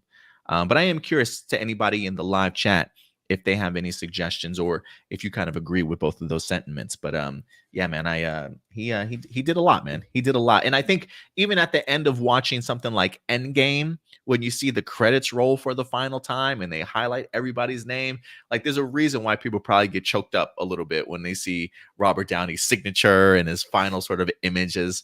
Iron Man sort of thing. It's certainly the end of an era, but it certainly shows just how much Robert brought to not only Iron Man, but certainly did as for the MCU as well. Over the years, I've come to appreciate the very last thing we hear in Endgame, which is, of course, Iron Man forging the armor in the Oh cave. yeah. At first, I didn't even know what that was the first time I saw Endgame. I'm like, okay, that's our end credit scene. We get like a little bit of a banging sound, and then it wasn't until like later someone pointed out, no, that's from the first Iron Man movie. Like literally, Iron Man forging the MCU in a way. Ooh, damn! I didn't even catch that, but that's kind of a cool nod to where it all kind of began. Yeah. Blossom says, I can't see Iron Man being played by anyone else. And I would even say maybe, well, there's a part of me that wants to say Chris Evans is Captain America. Um, but I don't. I think maybe at the time of the casting, I think some people were like Human Torch, Johnny Yeah. Storm. But he went on to be absolutely amazing. But I definitely do think Robert Downey Jr. wins the cake here. Well, that was what's so funny is like before Captain America, Chris Evans kind of liked to play the bad boy in a lot of ways. Like as Human Torch, he was also in like what was that movie called? It was a movie where it was like people have like these superpowers, but they don't call them superpowers because they don't want it to be a comic book movie. I forgot the name of it, but there was that one. And then there was, of course, Scott Pilgrim versus the World. So it's kind of funny to see him go from that role where he's just playing kind of the jockey type character to suddenly now being like Captain America.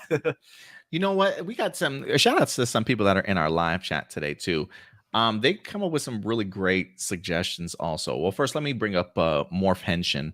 What's up, Morph? Appreciate you coming through. He says Hugh Jackman as Wolverine is an amazing character, but so is he would say Ben Affleck as Daredevil and Nicolas Cage playing Ghost Rider. Yeah, you know, I there's probably a reason why we never got ourselves a Daredevil sequel, but I'm glad that you liked. I'm glad you liked Ben Affleck in that particular role. I've been asking for a Nicolas Cage back as Ghost Rider for the longest, so I'm definitely there with you. Andre, what's up, Andre? He says Patrick Stewart as Professor X was spot on. I would agree with you there, and I would even say maybe Patrick Stewart just as Jean-Luc Picard from Star Trek being an amazing casting decision also in regards to what it did for Next Generation, along just the longevity of Patrick Stewart's character in Star Trek for sure. It was so funny how Gene Roddenberry did not want Patrick Stewart as Picard for the longest time. He wanted someone French and he wanted someone with hair. He was trying to argue. He was trying to argue it's the future, so balding wouldn't exist in the future. Is that really his argument? Oh, yeah. One of his arguments? Oh, that was one of them, yeah. I guess that's true. Some replicator hair, hair growth in on your bald spots. Yeah, I could definitely see it. Yeah, but I could also see like it's the future, so it's like why would anyone care if they decided to like not grow their hair out, if they decided to just let the natural balding come? I don't think anyone would judge that in the future. Yeah, maybe there's like space lice out there. You don't know. Maybe it's best to be bald in space. Yeah. But some great suggestions, guys. Great suggestions. Oh, the name was Push. Push was the name of the movie I was trying to think of with Chris Evans. I don't think I've seen that movie, Push. Yeah. All right. So yeah, guys, let us know your thoughts. How do you feel about Christopher Nolan naming Robert Downey Jr. as Iron Man as one of the greatest casting decisions in movie history? Do you agree? Do you have some other names opposite that would certainly push that theory? Let us know your thoughts in the comment section box below, and we'll definitely continue this conversation throughout the week. Okay, all right. Final one for sure. It's voice acting, so I don't know if it counts, but Kevin Conroy as Batman. Yes, that's true. A lot of people. Kevin Conroy is their Batman for sure. I don't think a lot of people would argue with you. When I read a comic book that Batman's in, so that's the voice. Yeah, exactly. That's the voice that goes in my head. Totally agree. All right, guys, with that out of the way, let's move on to our next topic as we transition from the MCU over to the DCU. DC Studios is trying to wrap up this DCEU. We still got ourselves Blue Beetle that's set to go ahead and drop later on this year. We were expecting Aquaman 2 or Aquaman and the Lost Kingdom to drop this upcoming December, but there is talks that Aquaman 2 may be getting pushed back even further. It's almost like Warner Brothers can't get rid of this DCEU like herpes. It just sticks with them, and they just need to really get over this last film hurdle before we can just open the doors to whatever James Gunn is certainly working on. But one of the reasons why it could potentially get pushed back once again wind up dropping this week here in The Hollywood Reporter as Stuart.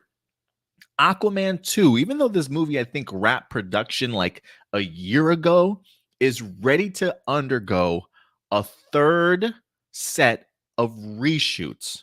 That's right. A third set of reshoots for a movie that's already costing about $200 million to go ahead and create. We are, in fact, going into a third set of reshoots for this movie. Whether or not this is a good idea on their part, what does this tell us? Let's find out. Again, this is from The Hollywood Reporter. It says Warner Brothers quest to build a better Aquaman sequel. 3 reshoots, 2 Batmans, and nonstop test screenings. They're really trying to make this the same billion-dollar movie that the first Aquaman wind up making. I think it certainly surprised plenty of us. But I think those that enjoy Aquaman will tell you it's just a fun fantasy adventure, honestly. One that certainly drew people back to see it countless times. And they're trying to recapture the magic again, despite the idea that after this movie drops, we're going in a completely different direction. But Warner Brothers has not given up on this film. It says Aquaman and the Lost Kingdom is in uncharted waters, with the next several weeks potentially setting its course for good or for ill.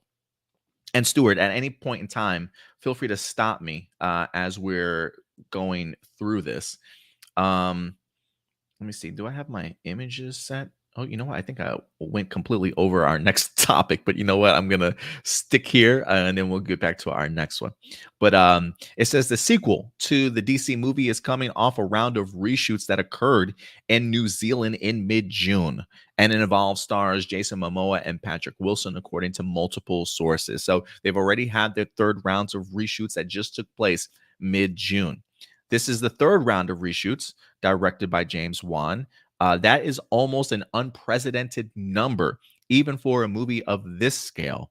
Lost Kingdom has faced several headwinds as it swims towards a December 20 release date. It was postponed several times, and like its DC movie brother, The Flash, it's making a now spanned 3 regimes at Warner's.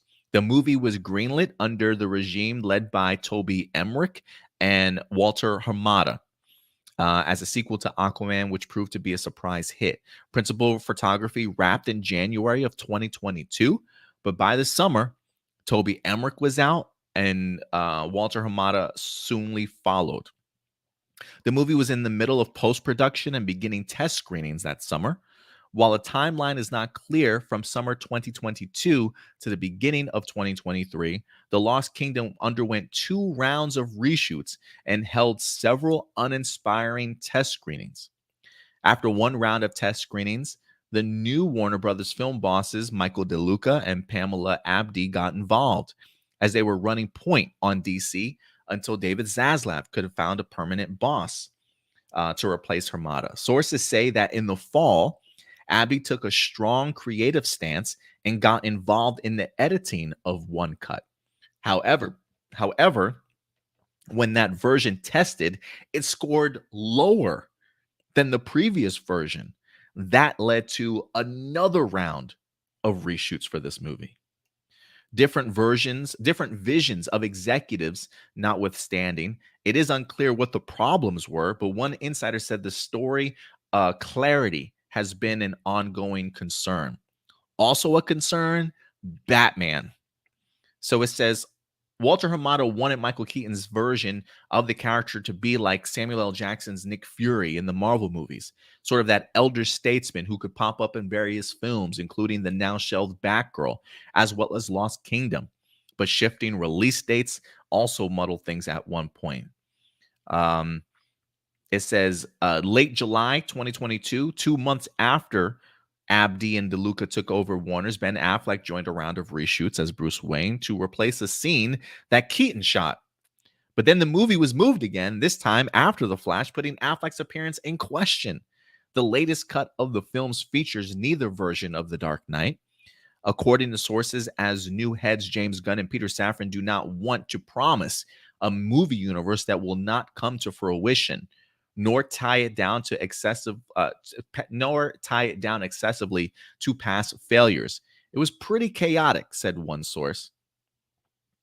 And some of that chaos may not have been the studios or filmmakers' fault. Some of the calendar moves were due to overloaded visual effects houses and things like that. More test screenings cuts occurred in February and again in April. And it says it is unclear how Safran's transition shifted the movie's fortunes, if at all. Insiders say that the filmmakers were in the dumps over the seemingly never-ending post-production process and waterlogged test screens. However, the skies may have cleared with new reshoots. It says Gunn is said to have weighed in on the most recent cuts, and their leadership approved a 5-day shoot. Sources say the shoot went so well that Wan and the company completed it in only 4 days. It says, and to some, the fact that Warner's is willing to keep spending money to make the film better shows that the studio has faith in Lost Kingdom. It says, according to sources, the filmmakers of Blue Beetle and other remaining DC movies that was made during the AT&T era and comes out in August asked for and received 2 additional days of shooting. Safran had also been a producer of Blue Beetle on before his ascension. It says Lost Kingdom is already an expensive production. It was greenlit for $2,005 million budget and shot during the pandemic. Additionally, every frame of the movie involves visual effects, another major cost, and the reshoots have only raised that overall budget. So yeah, man, a lot of moving pieces going on. And Stuart, this would not surprise me if by the time all the reshoots are done, if this movie costs almost $300 million, bro. I think when I think of this, I think of like Indiana Jones, in the sense that that movie was like $295 million. I don't even know how much The Flash cost, but it almost feels like, despite the faith that they might have in this movie, and I appreciate them continuing to try and make this movie better, I almost feel like there's no way that this movie breaks even if you're trying to release this movie with nearly $300 million budget at this point. Granted, it doesn't say that it's $300 million. They still say $205 million budget. But when you take in 3 reshoots and added visual effects, I'm pretty sure this is probably pushing the limit here. So let me start off with you, Stuart. You hear this. Do you feel Warner Brothers should still try and make this the best movie possible, regardless of how much it's costing them? Do you think there's potential that this movie could still break even and do big numbers? Or do you think this is sort of all for nothing at this point in time? And just your overall thoughts of just how the trajectory for this movie has been. Yeah, I'm going to be honest, man. I think this is all going to turn out to be for nothing because, looking at the Flash and everything it had going for it and how that still like underperformed, I feel like we're going to have the same issue with the Aquaman movie. I think the problem is going to be because the budget is so big, they're not going to be able to make back their money, and they're going to be losing a lot more money in the long run from this movie. I think one of two things would have been smarter: either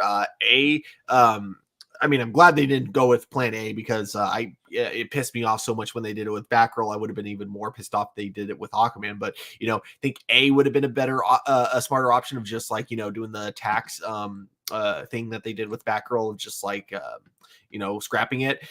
Again, glad they didn't because I hated the fact that they did that in the first place with Batgirl. But option B also would have been smarter too. And that is if you're going to do reshoots, use those reshoots to add a sense of finality to the DCEU, because this is going to be the last movie that was meant to be part of that DCEU franchise. Going forward, it's all going to be DC Universe stuff.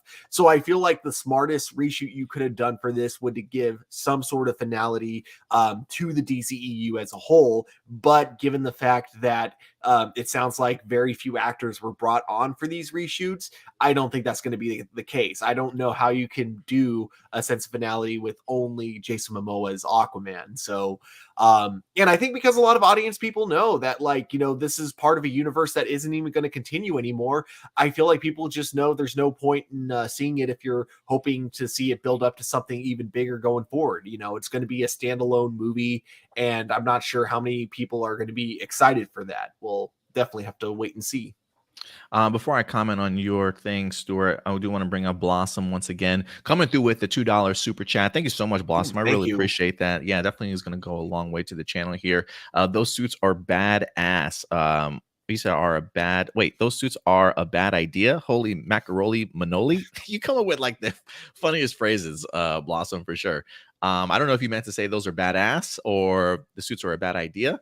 Who knows? But you also did say that suit on Aquaman, talk about sticking with the old source material. Talking about the classic Aquaman suit. I've always loved this costume of his, honestly. I'm glad James Wan was able to bring that to life without looking ridiculous. She says he looked a lot better without a suit. Yeah, I'm sure he does. I'm sure a lot of women would agree with you, Blossom. But yeah, thank you so much for the super chat. Again, guys, feel free if you want to go ahead and support the channel monetarily. Super chat definitely does go a long way with upping the production value for the show for sure. And I'm sorry, continue along with your comments, Stuart.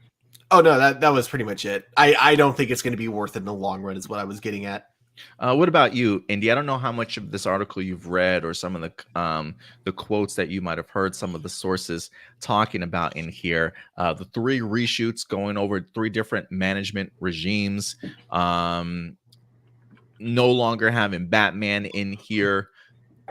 Warner Brothers still putting money towards this movie. Do you think this is all for nothing, or does it say something to you about Warner Brothers that they still seemingly have faith in this movie? Stop it. Just put Batgirl out. like seriously, at this point, put Batgirl out on streaming. I wasn't a fan of the first Aquaman movie, because I don't feel like Aquaman is Aquaman. I feel like it's Jason Momoa playing in water. Like it doesn't really feel like Aquaman to me. Although the villains, a lot of the supporting cast to me was really, really good. But again, I think this is another movie that was eventually hurt by all the stuff going on behind the scenes. With everything that they had with the Amber Heard stuff, just like with the Ezra Miller stuff. I feel like if the Amber Heard stuff wasn't going on and all the stuff with the Batman stuff, that this movie would have been came out.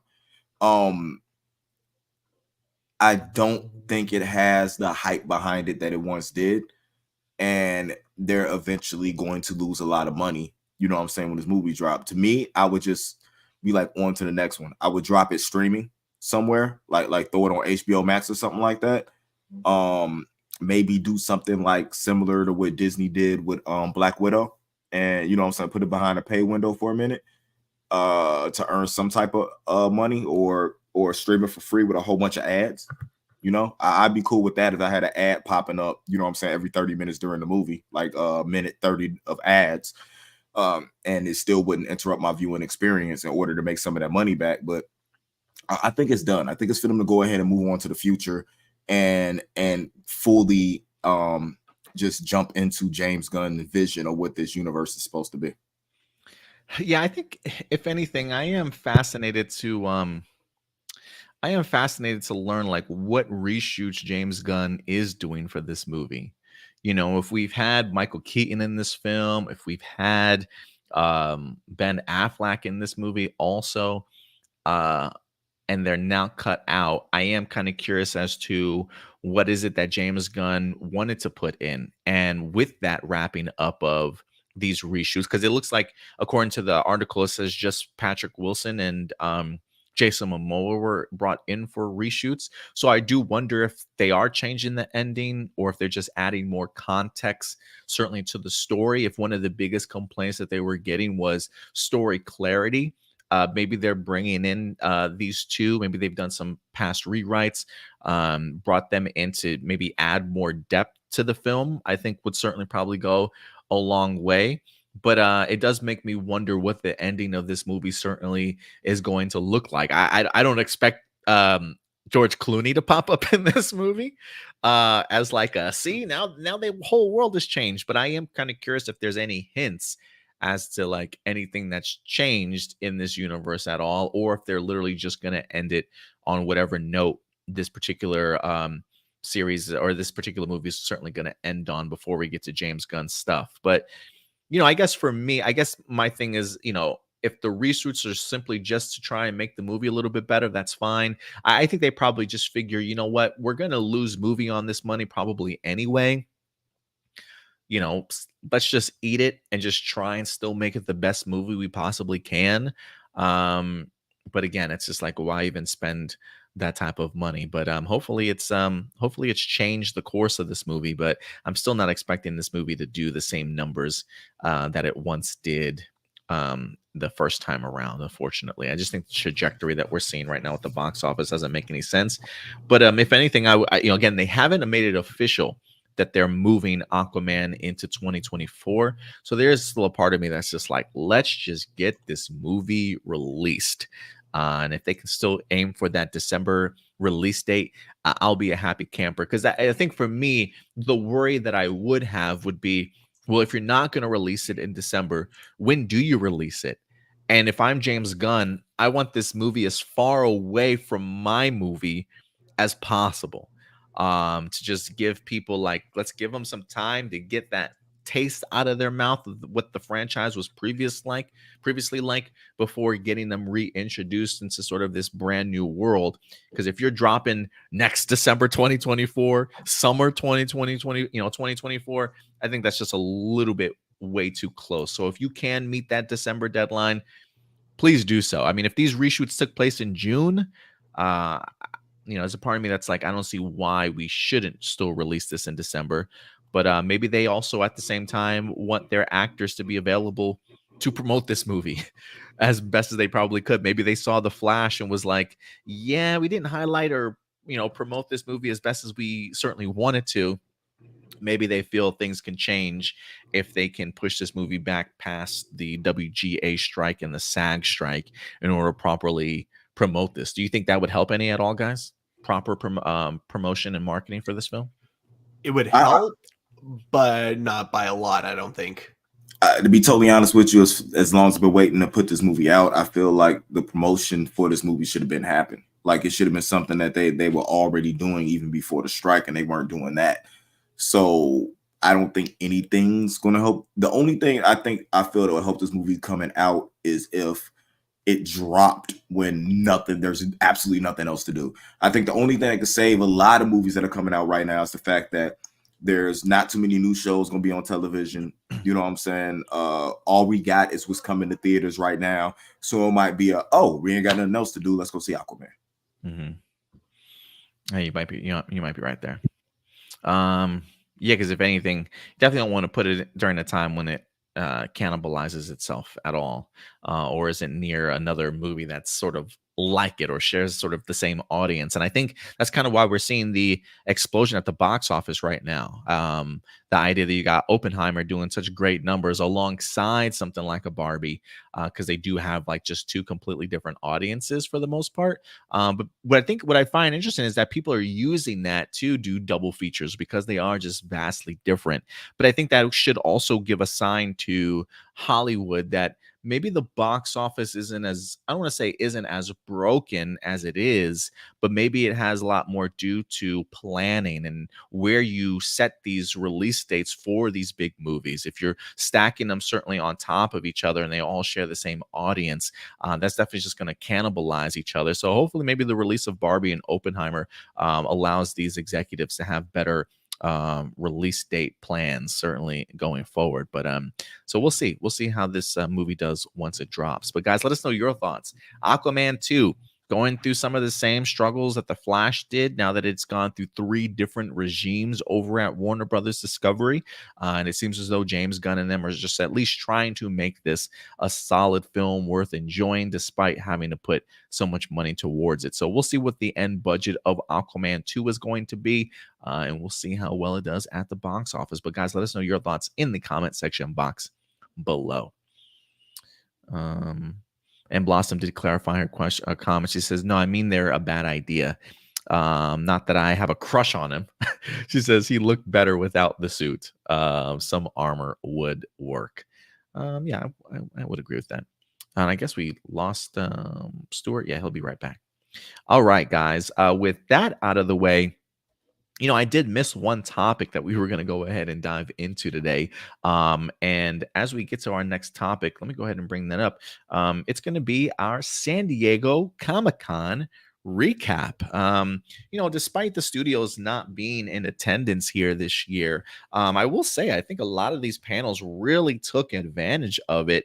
And I think we've had the opportunity to really highlight some other additional great content that's out there for you guys to enjoy that's upcoming. And we wanted to go ahead and share some of those with you guys today. It may not be all the news that came out of San Diego Comic-Con, but definitely some of the ones that piqued our interest, to say the least, Indy.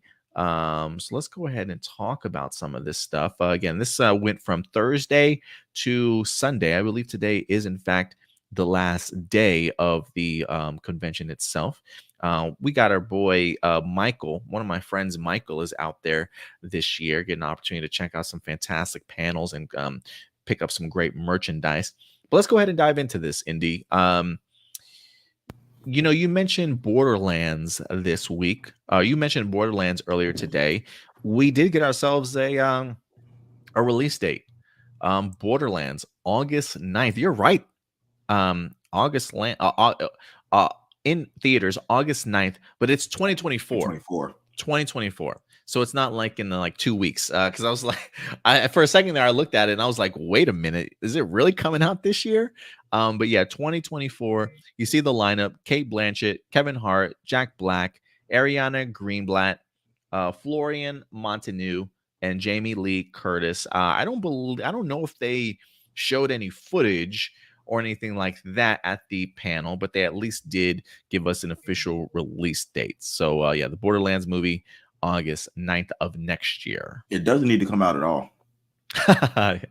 Yeah, I was like, who asked for this though? But yeah, no, not this, not this with this cat. No, man. Just the way the direction you think that they're going. The whole theme of how the story's gonna go. I mean, they're finna just ruin Borderlands for me. Like, Borderlands has one of the best stories. Is one of, you know what I'm saying, one of the best loot and gun games ever created. Has a very, very, very deep and diverse, you know what I'm saying, backstory. And then listening to their concept of what they're finna do, it tells me that whoever wrote this movie has no idea what the video game is. Let's see here. What else we got here this week? We did get ourselves a Gen V poster, the upcoming spinoff for The Boys, even though The Boys season 4, I believe, has been delayed due to the writers and actors strike. I think it's mostly because of the writers strike. But we did get ourselves a brand new poster here for one of the main characters, as Gen V, the upcoming Boys spinoff, is still set to go ahead and release September 29th. And that's going to be on Amazon Prime. I'm kind of really excited for this. This feels kind of like My Hero Academia meets The Boys, and as hard R as you can possibly imagine. I honestly think, like, if you saw The Boys, I don't even know if they're even going to be able to hold a candle to what Gen V is going to push when it comes to just the envelope of violence and maturity, for sure. But they're definitely about to have some fun with this. Do you know anything about this character by any chance, Indy? I have no idea about the character. I'm really, just as far as The Boys go, I'm really just as far as like the mainline comics. Mm-hmm. But if it's going to be anything like anything else we watched from that universe, I'm 100% in. I'm 120% in, because it's just some really good writing, really good acting, and I feel like whatever they do, they're going to hit it out the park. Yeah, no, I definitely agree with you there. What else we got? Please tell me you're going to talk about the Mortal Kombat 1 announcement. I don't have that up here, but if you want to talk about it, you can. Of Homelander, Omni-Man, and Peacemaker being guest characters in the in the Mortal Kombat 1 video game, in the season, in the character pass. Oh, that's going to be excellent. And the fact that you got JJ coming to actually do the voice for Omni-Man. I can he's actually doing the voice for him. He's actually doing the voice for Mortal Kombat 1. So it's going to be interesting to see these characters, the banter that goes on between them and certain other characters in the game. Let me pull up this lineup here, because they actually have a ton of additional characters I did not expect. But yeah, they definitely Homelander, as you can see here, Omni-Man, Peacemaker. That's who the other person was, Peacemaker. Yeah. That they're bringing on board for MK1. So that's pretty cool. I think Homelander and Omni-Man are just so perfect for this game, especially if you checked out the first season of Invincible. It's pretty remarkable. Especially Omni-Man. Omni-Man being in that game might be a little bit overkill. Yeah, it might be. You might be right. Give me I can't wait. Omni-Man versus Homelander. I'm sure that's going to be a great matchup in MK1. Marceline says, for MK1, I'm more excited that they're bringing in all the C and D list characters, make them important to the story. And then shout out to Tony Robinson. Appreciate you certainly coming through. Well, this will give some people a chance to watch shows and films they missed. Glad to have you around, Tony. What other things came out of San Diego Comic-Con this week? Oh, Power Ranger fans, rejoice. They finally had a Boom Studios panel this past week. Mighty Morphin Power Rangers The Return, a limited event series from Amy Jo Johnson and her boyfriend, Matt Hodson. Artists to be announced soon. So they haven't announced the artist, but they have in fact at least showcased us some concept art. As this is in fact Austin, I don't want to say Austin St. John, Jason, the Red Ranger here. Apparently, so this is their way, Boom Studios' additional way of celebrating the 30th anniversary here.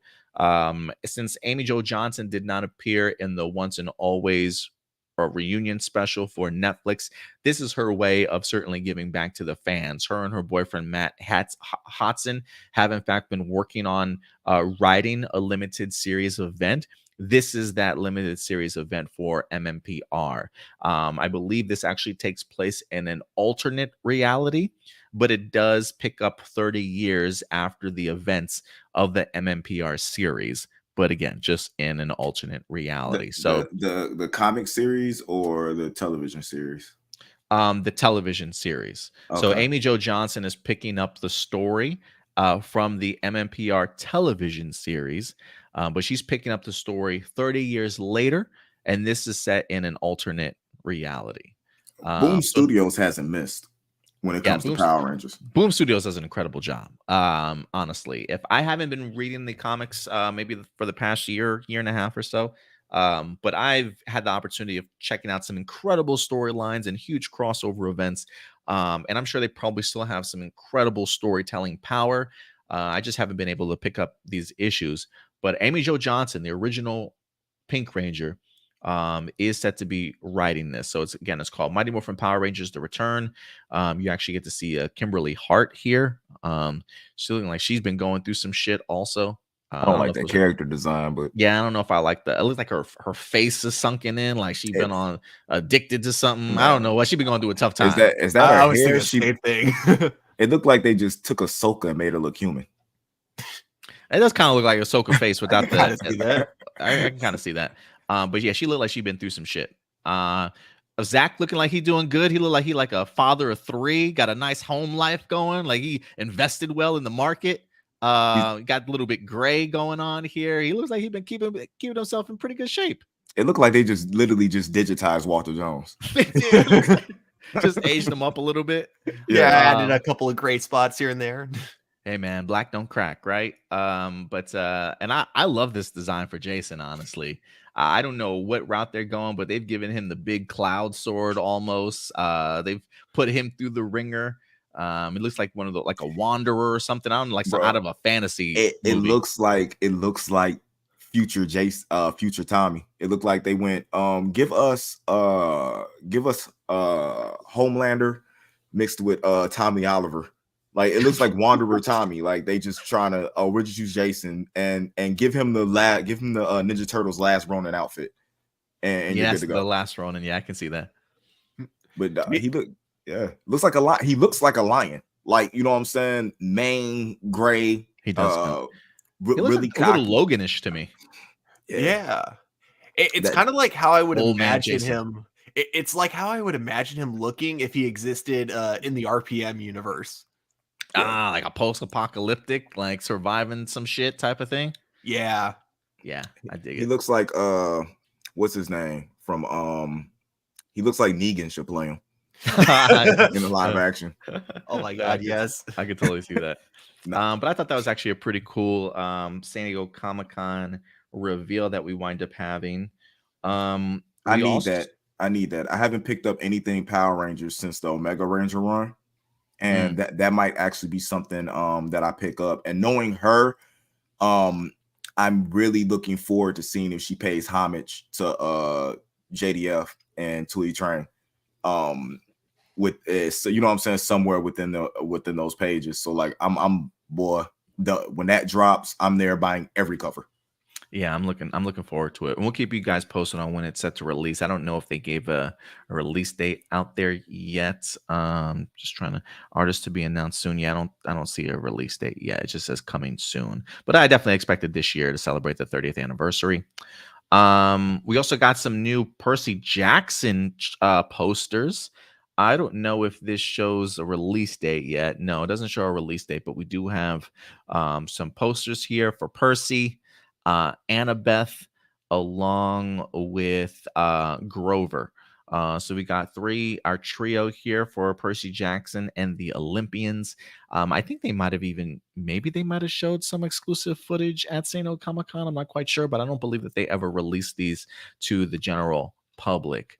But we do have some brand new character posters, so I thought that was interesting.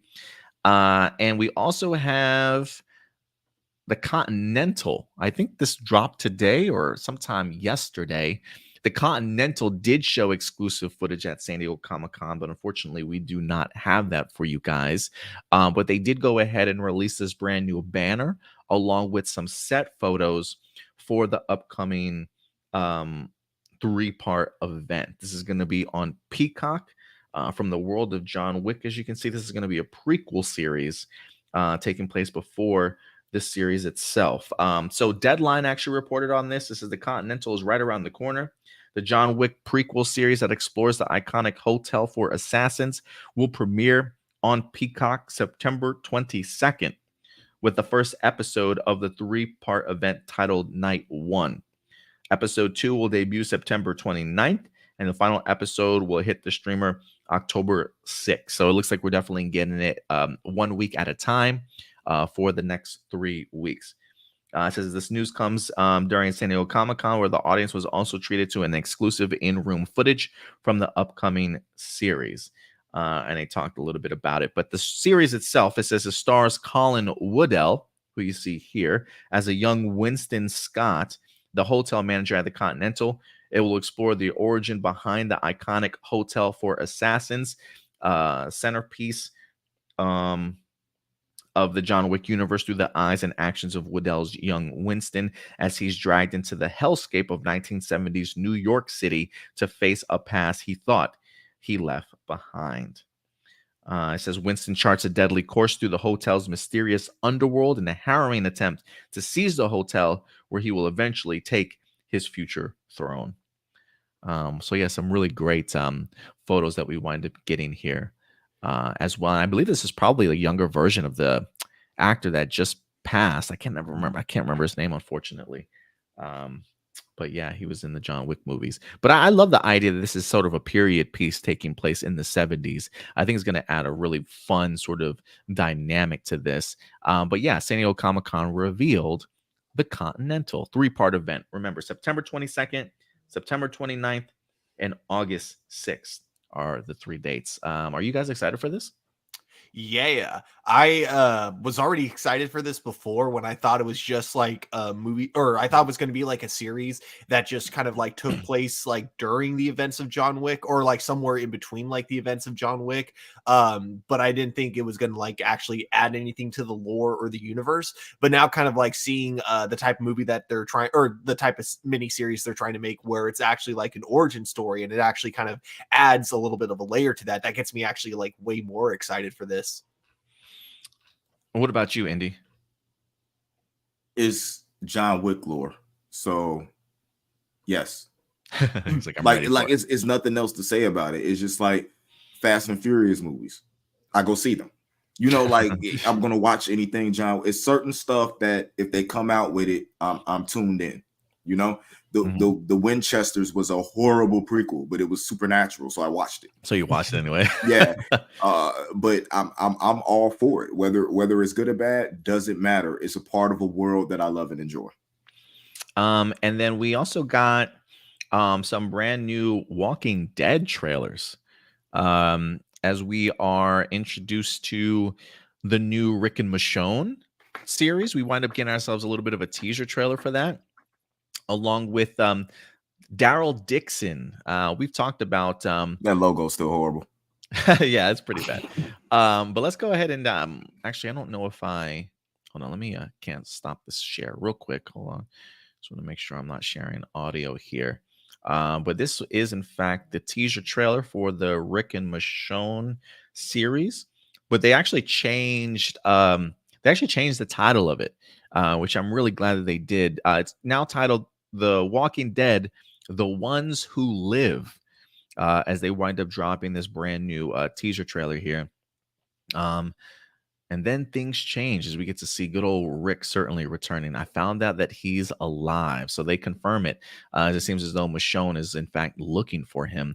But coming 2024, no official release date yet, but sometime next year, we should be getting that. Did that get you pumped, Indy? Seeing just a little brief teaser trailer? I'm already pumped for the Rick and Michonne. The Daryl Dixon. It's such a reach. It is such a reach. You think so? It might be. It does feel kind of a reach when I first saw it. Look, when we talked about this during the teaser trailers and some of the photos that they released last week, I don't necessarily think I was that excited for this. I didn't know where they were going with it at all, but getting the opportunity to see it in this trailer and opening up the world a little bit more, for me, it's actually kind of got me a little bit more excited for them exploring this. Like, there is something cool about him really being in this completely different landscape now that Daryl's over it in France. How he even got there, I certainly have no idea. He clearly doesn't even know how he got there. Also, he drove his motorcycle there. He drove it into the ocean and just floated on his motorcycle. Yes. It just rode it on top. He's Walking Dead. He's Jesus. Daryl Dixon can do no wrong. I think this is like just based off of where the character began and where he's at now. I think this is just such great sort of character development. And this sort of now puts him, it feels like, very much in that Logan mentality, or at least that protector mentality. Whether that be Joel, Logan, like, hey, there's this important person you got to protect and traverse this huge country and deliver him to wherever he's got to go. There is something kind of cool about seeing Daryl Dixon in that role, because he has kind of taken up that protector sort of role since he kind of started or kind of evolved into that particular role. But for me, it's going to be interesting to see him in a completely different environment, brand new characters. How did this sort of apocalypse affect an entirely different country? So I do think that there is a level of sort of freshness that has now been injected into the Walking Dead franchise after such a long time. I mean, with so many spinoffs, you got to do something a little bit different. And I kind of dig the concept of Daryl being in this particular role, and I think it'll benefit the show overall. So now that I've seen more of it and gotten the idea of its concept, I'm a little bit more on board than what I was before, because it felt just boring. But I would agree with you, Indy, that logo is atrocious. But outside of that, I'm here for it. I have to raise my hand for this one to be able to say what I'm finna say, because I want to make sure that you guys are looking at me when I say this, and this is my views. This is not the views of the channel or whatever. But there's only been one person that Daryl protected that lived. He doesn't. I didn't say he was good at his job, but that's the role they gave him. I'm like, they would have been way better off sending Negan over there.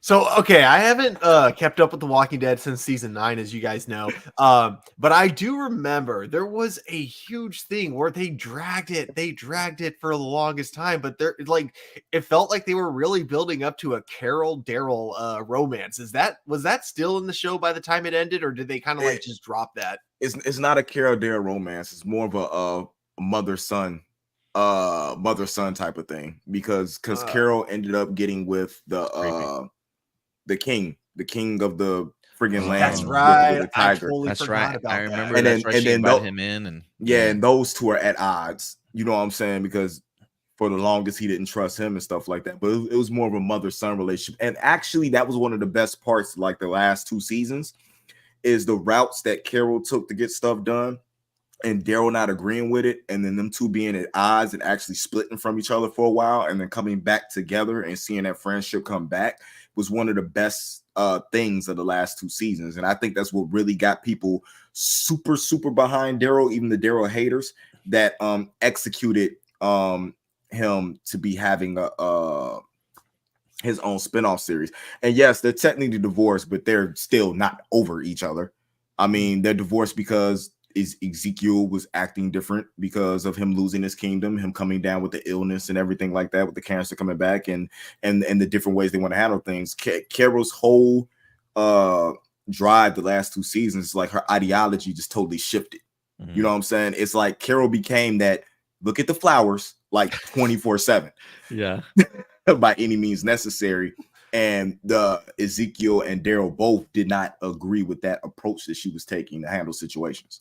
Yeah, she did. She definitely went on that extreme end for sure for a little bit. Yeah. Man, you talking about it makes me want to finish off this series. It's kind of want to go back and check it out. The last 2 seasons, if you take them for what they are, especially the last season, is actually really, really, really good. It's just the pacing and the way they tell the stories.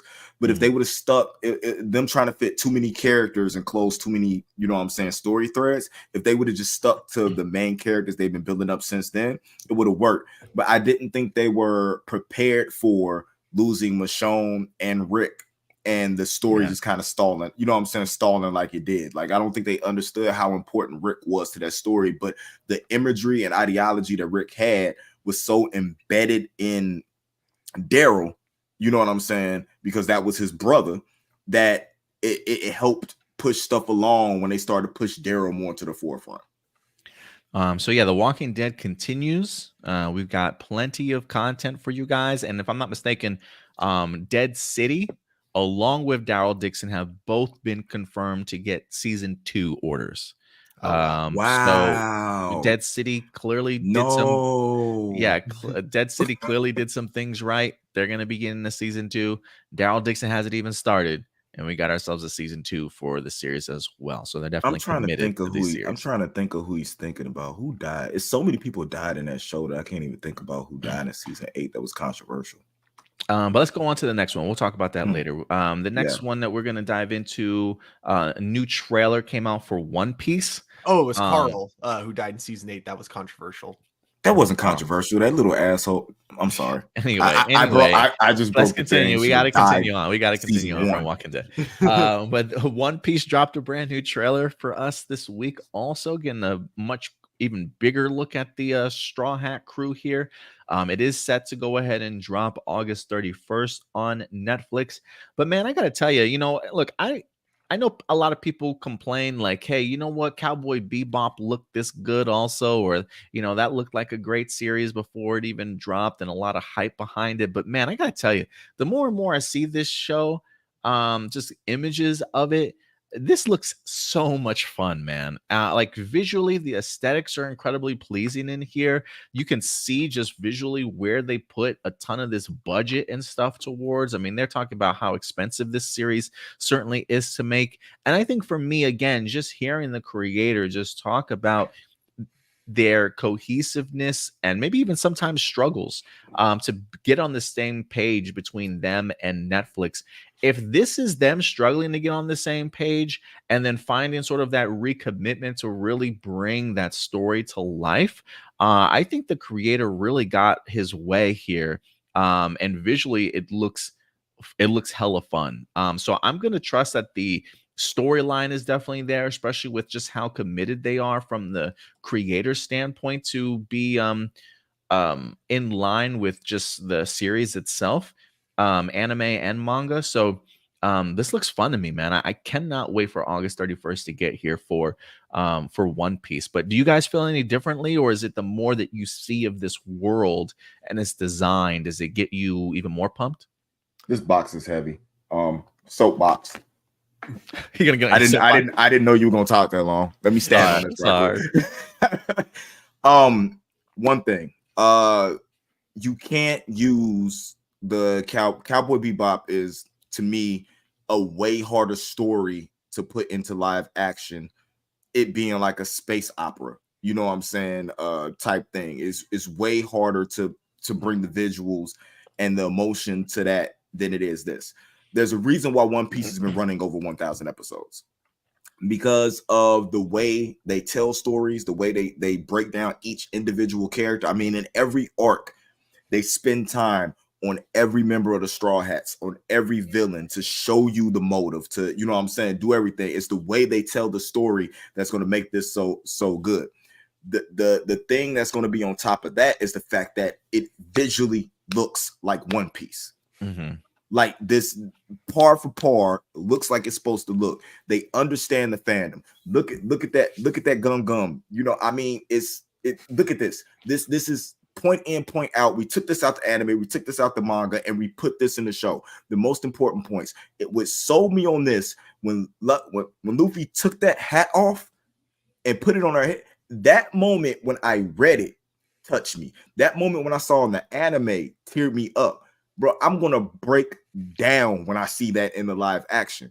I cannot wait. I was one of the people who were really criticizing this. Like, why would you take something that was so perfect? Even Samuel L. Jackson. Everybody's seen the little video that's going around of him talking when he was talking to Howard Stern about anime, and then he was talking about One Piece. He was like, this perfect thing. You don't watch anime? This is the greatest story ever told. You know what I'm saying? Like, I literally can't wait. And the whole thing about it is, this is the perfect thing for Netflix to do, because it is so much lore and so much story already out there for them to adapt that they don't have to sit and wait on anything. What's his name? Cowboy Bebop was a short series already. You know, they was able to do that damn near the whole thing in one season. Man, we're gonna, if this does well, which it will do, this is gonna be one of the most streamed things ever on Netflix. We're looking at 8, 9, 10 seasons of live action One Piece, and we're talking about high viewership numbers. If you want to see something do incredibly well, wait until you see what the numbers are from this One Piece. I just hope they pay their actors. I'll just say that.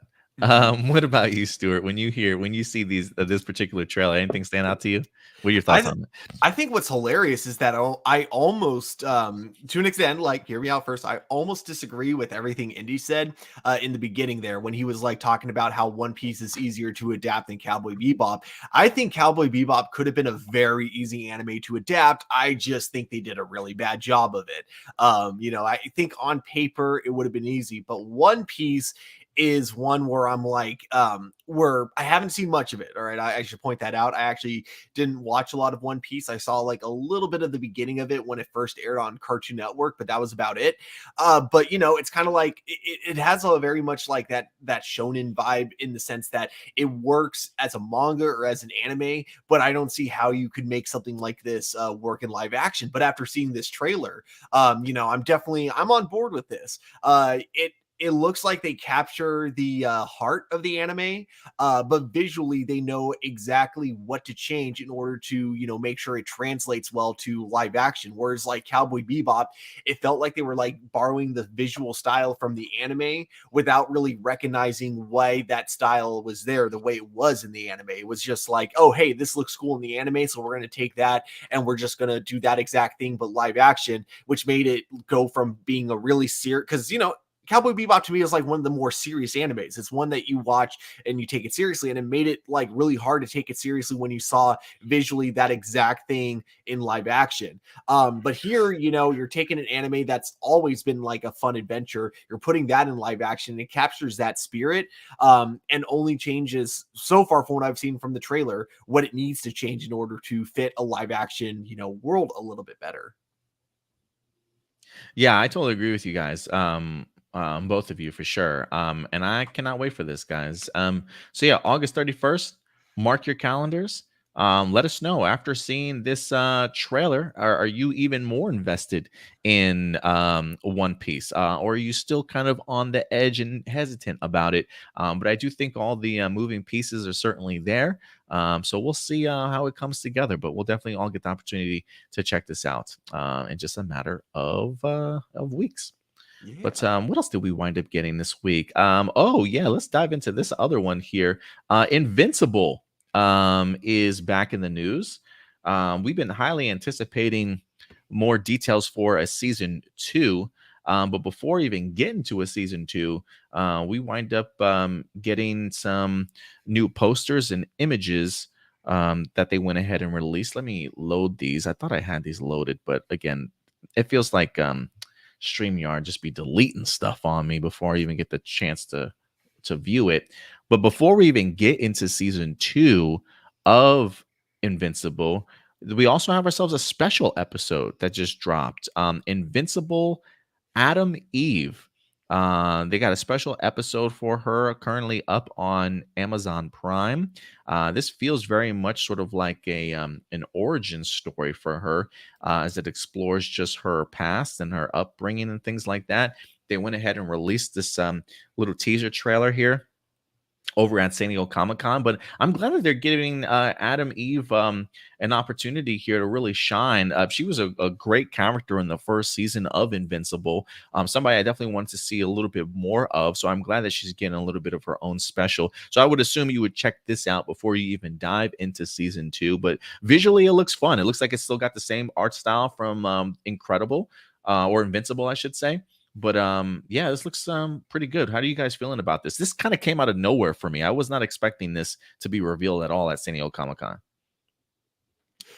Same here. But I think what was so cool about Invincible, having not read the comic but only seen the show on Amazon, is I like how they just really drop you into this world of superheroes, very similar to Marvel and DC. But unlike them, this isn't a world that was like kind of slowly built up over like 80 years. This is a world that's like just been fully established as a fantasy superhero role. So it's a world that can easily make spinoffs like whenever they want to, based on whichever popular characters they got in this. And I think this is starting with an Adam Eve spinoff movie is a great way to go. Yeah, I think so too. I don't know if this is a movie. I think this might be just a one-off episode. I don't even know how long it is, but it is available currently on Amazon Prime. So if you guys want to check it out, it is currently up there. And you mentioned, Stuart, too, the idea of like the idea that they just kind of throw you and thrust you into the world of that this world's already populated with superheroes. I think that's one of the fun things about what I'm looking forward to when it comes to James Gunn's DCU. Mm-hmm. When it comes to the MCU, they very much built it up one hero at a time. So to be able to take that concept and see how well it's worked for other franchises like The Boys or like Invincible, I am kind of curious to see how it'll work for the DCU as well. Marcelino does say, I hope you guys review Invincible and Gen V. Maybe we will, Marcelino. I think we did a season review of the Invincible, right? Invincible, yeah.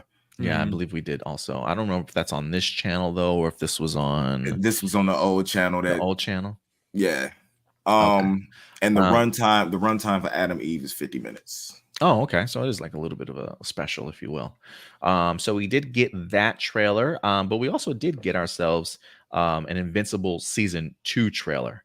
Finally, I feel like this was like becoming a gag at this point, in the sense of like, when are we getting this series? I still don't even know if they've released a release date. Look it up, see if they actually released a release date yet for Invincible season 2. I know we had gotten this poster earlier in this week, but I'm not quite sure if they ever gave us an actual official release date. It just said coming soon, but maybe it's something that they did reveal at San Diego Comic-Con. November 3rd, 2023. Okay, November 3rd. Oh, it's we did post it. Yeah, that's part 1. Part 2 will premiere early 2024. So they're breaking it into 2 parts again. And the 2 parts. Oh God! So we got to wait longer to finish this series. Like they just teased us. I remember seeing what was the teaser we got with him and the Seth Rogen character, where they're sitting in the cafe and they're like teasing the idea of like, when is this even supposed to be coming out? And they'd have no clue. So now that they've teased us with, hey, it's coming in 2023. Oh, by the way, it's only 1 part. That kind of sucks, man. So animation's hard, so I prefer them to, be able to finish it, make it look all polished rather than, release a half-finished product. That's honestly what we're accustomed to, because like they do it with all animation, especially like Netflix, Disney Plus, WB and stuff like that. They did the same thing with Young Justice. I mean, you would get part 1 and you get part 2 later. I mean, it's kind of they do it with anime. It's kind of what I'm used to now. With anime is even worse. It took them like a year to finish one of the animes I was watching, and I was like, "Come on, this is ridiculous." But I'm all for it. I mean, if it's 10, let's say it's 10 episodes. If part 1 is 5 episodes and then part 2 is 5 episodes, I can rock with it. Especially when they say it's gonna come early 2024. So we're probably looking like February, March. We have it hit in September, and then February, March get part 2. You get that little bit of breathing room, and then I'm pretty sure, is it because last time they had it spaced out, Invincible, then the boys came out, and then when the boys was over, Invincible came back. So yeah, maybe they'll spread it out like that. But yeah, if anything out of this trailer, I will say the voice cast is not only impressive, but it's huge. And I feel like that's what this trailer really wanted to go ahead and point across to us. And a returning J.K. Simmons. So I will be curious to see how a returning Omni-Man is even utilized in this. But I am ready to see Invincible get to that next level here now that he is officially a full-fledged superhero. But yeah, man, it looks like it's going to be pretty stacked and rather exciting. But let us know your thoughts, guys, in regards to getting an opportunity to see the teaser trailer for Invincible Season 2. I'm very curious.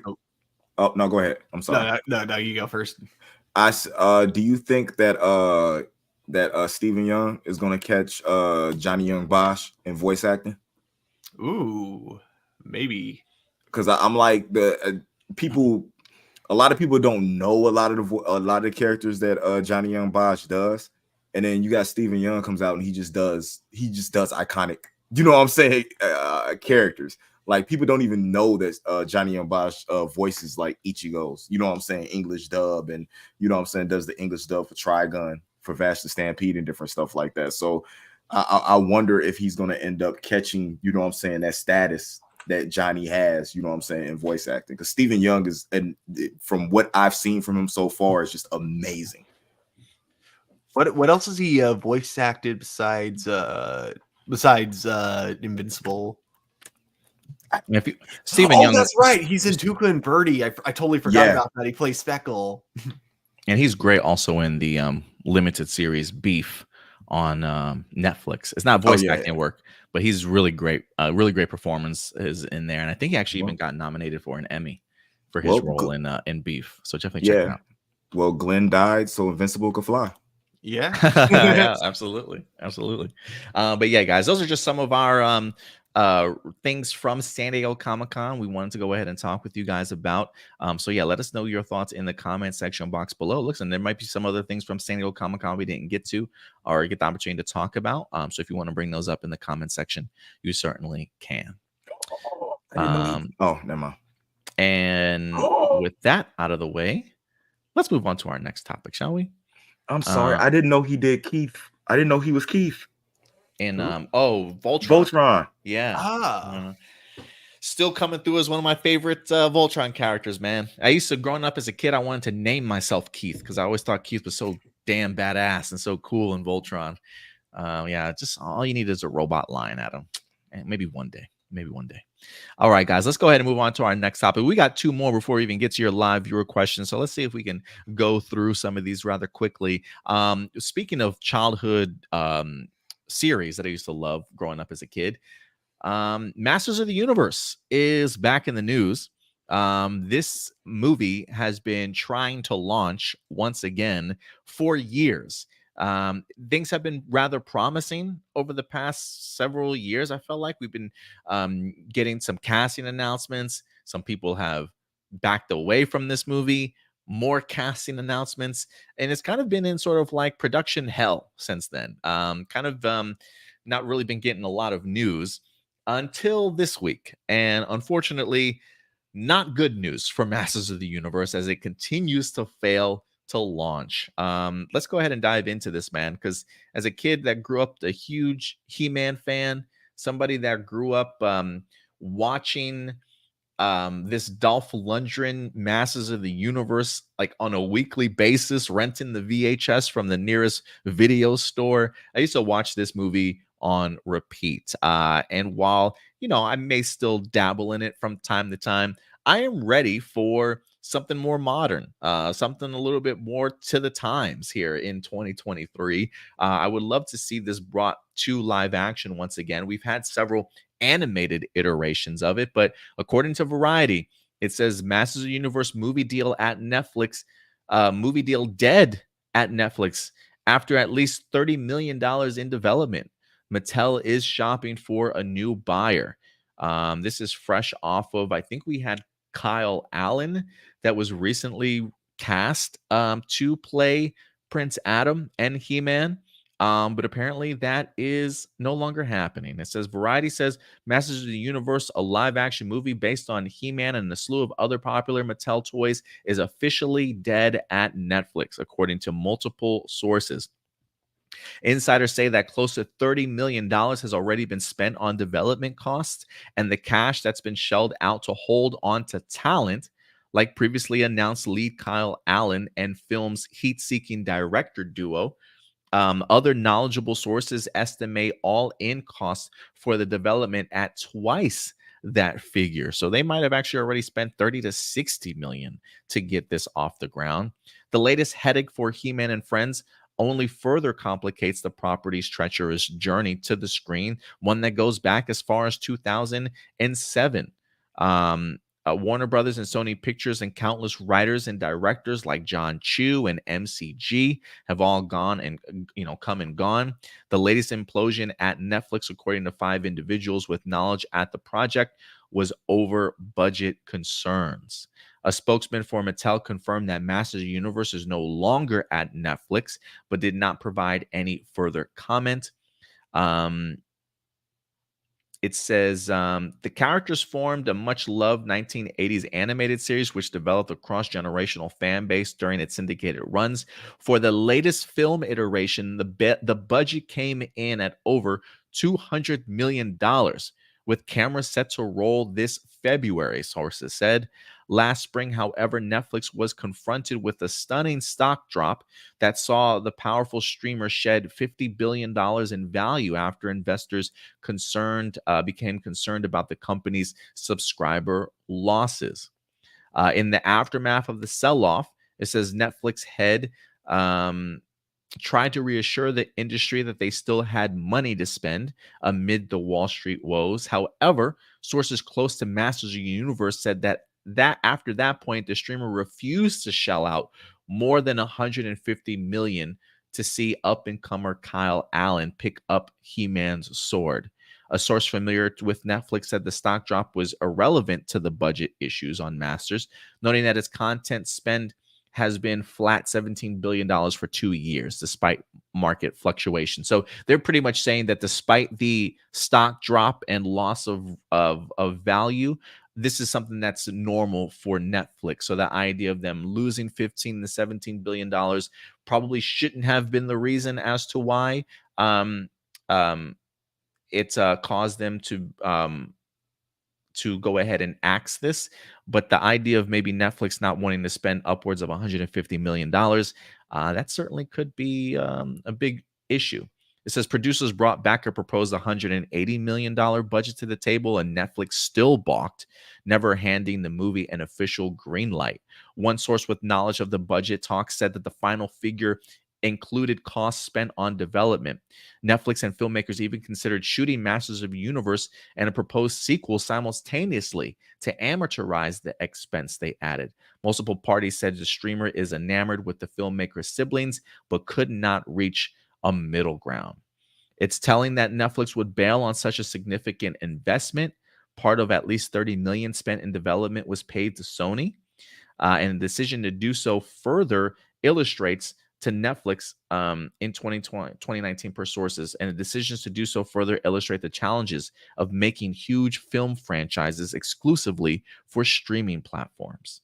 So yeah, that seems like a pretty big reason. I mean, look, it's one of those things, guys, where if there's any complaint that I think a lot of us are having maybe these days is that these studios are forking over a ton of money to make these movies, right? Like you even have people, producers, directors out there saying, Hollywood, you have got to reel in sort of your spending for these films. It's really hurting them financially at the box office. A lot of these big budget films right now are just not either breaking even or making that much of a profit these days. And maybe the writing is certainly beginning to be on the wall for some of these studios and even streamers, in a sense of we're really forking over certainly a lot of money to go ahead and create this. And if the script isn't tight, if it's not really good, it's going to be really hard to certainly get that money back in any way, shape, or form. So it wouldn't surprise me that Netflix is balking at the idea of spending that type of money.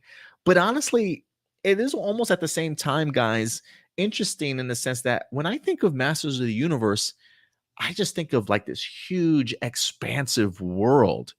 And I almost think like $200 million seems kind of appropriate for what it is that you want to be able to achieve.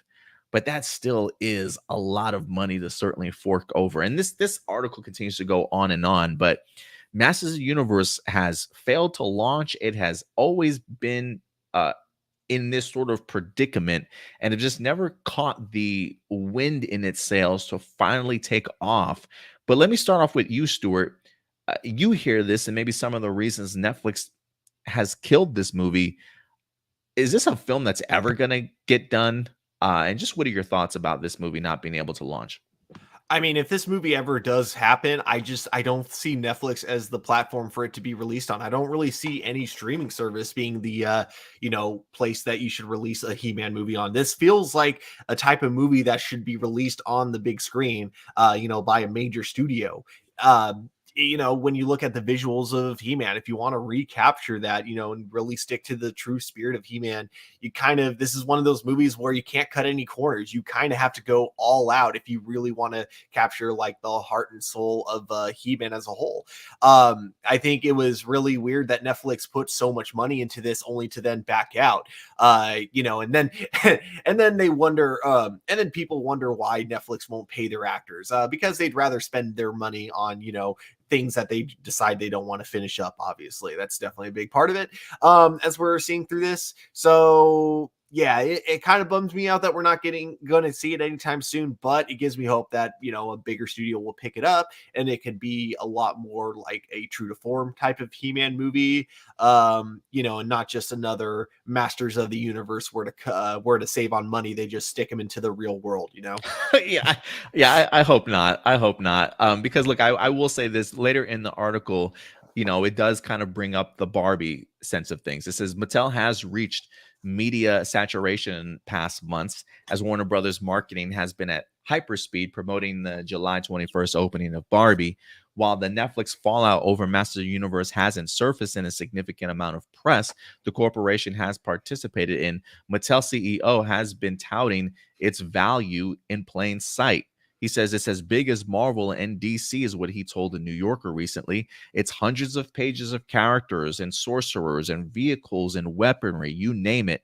And then you flip through the pages and here's a movie, and here's a movie, and here's a TV show. It's endless. So they're very much taking sort of that logic that I feel like Netflix has really been diving into lately about the idea of really picking up IP that you can build cinematic worlds around, that you can kind of get the most bang for your buck. And how many movies does this pop out? How many television series can we do out of this? And this kind of harkens back to that Rebel Moon Zack Snyder article we talked about the past couple of weeks when Netflix literally asked him, so how big can this be?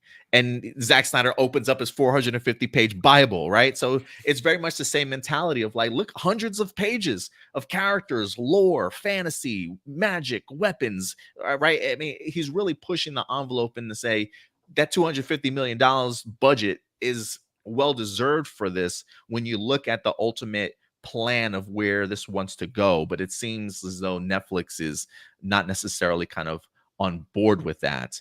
So I thought that was pretty interesting. And look, maybe the idea of Barbie as a Mattel brand doing well at the box office, maybe Masters of the Universe now gets more buyers or more people interested in tapping into Mattel. Once again, I am kind of curious to know your thoughts on this, Indy. Hearing all this information, any reasons why you think Netflix decided not to do Masters of the Universe? And do you think there is something in investing in Masters of the Universe or no? One of my points Marcelino just brought up. Netflix's failure to previously try to start their own cinematic universe with Jupiter's Legacy. And how bad, you know what I'm saying, that tanked, even though the concept and I liked what they took from the source material they put on screen. It was just so decisive between fans. And Netflix already has the Masters of the Universe Revelation animation, written and directed by Kevin Smith. First season was done by Kevin Smith and Mark Bernardin. That popped up. That was so friggin' like just totally divisive between the He-Man community, to the point where like Kevin Smith had to come out and talk on his podcast. Like, what is the problem? You know what I'm saying? I'm just as big a fan as you are, and we put this where we thought it was supposed to go, and you guys are just friggin' killing us. You know what I'm saying? Because y'all want classic He-Man, but classic He-Man was just made to sell toys, and we're trying to actually sell stories. You know what I'm saying? So it could be something Netflix is looking at like that, because this is something that if you do it the wrong way, you will never recover from it. Like there is no, oh, we messed up, they don't like that, let's redo it. You can't. Thundercats, He-Man, Silverhawks, the only reason I think Transformers was ever to rebound because of the fanfare it got from the very first movie. So they were allowed to make mistakes, you know what I'm saying, down the road. But if you do this the wrong way, just like the original He-Man movie was done wrong, nobody says that is a great movie. We all look at it. Hey. This was a masterpiece. You hear me? A masterpiece. If you say so, sir. That was trash. It was literally Suburban Commando, but people were walking around with, you know what I'm saying, half their clothes on. It made no sense. There was nothing He-Man about it. You know what I'm saying? Like, shout out to Dolph Lundgren and Frank Langella. I think Frank Langella did a great Skeletor though. Yeah, but Skeletor to me wasn't Skeletor. Dolph Lundgren didn't turn into a big black man. You know what I'm saying? Like it wasn't cool for me. And you can't mess something up like this, because your target audience, regardless of who you want it to be, is going to be 80s babies. It's going to be us who is going to run to this and tear it apart, because it doesn't feel nostalgic. The problem is that we tear this down. It's not about nostalgia.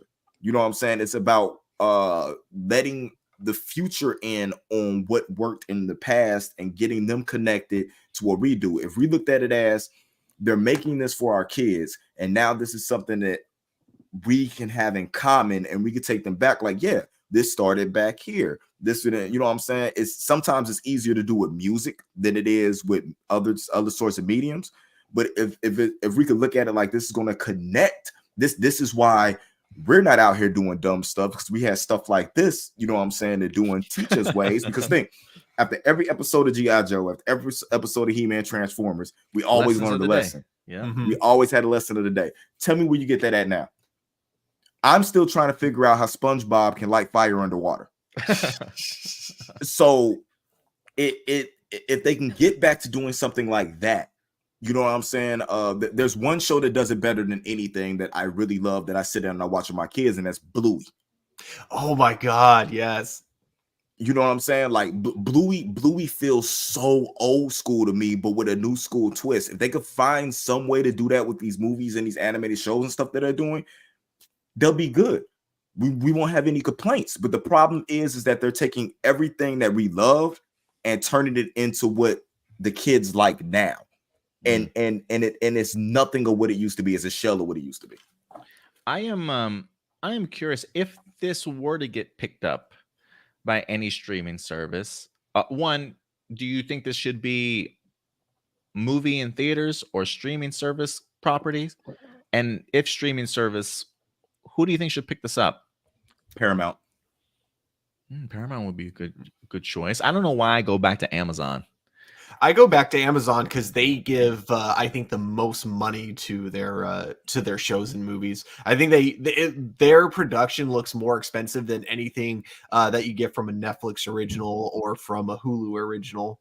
Because when I envision Masters of the Universe, especially kind of grown up, and if we were to do a modern take on it, I mean, I look towards things like a Witcher or Lord of the Rings, Game of Thrones, something that's a little bit mature, grown up, but still in that fantasy world. And if you can build and put together, include magic and alchemy and, weaponry and vehicles and stuff, I think that could be.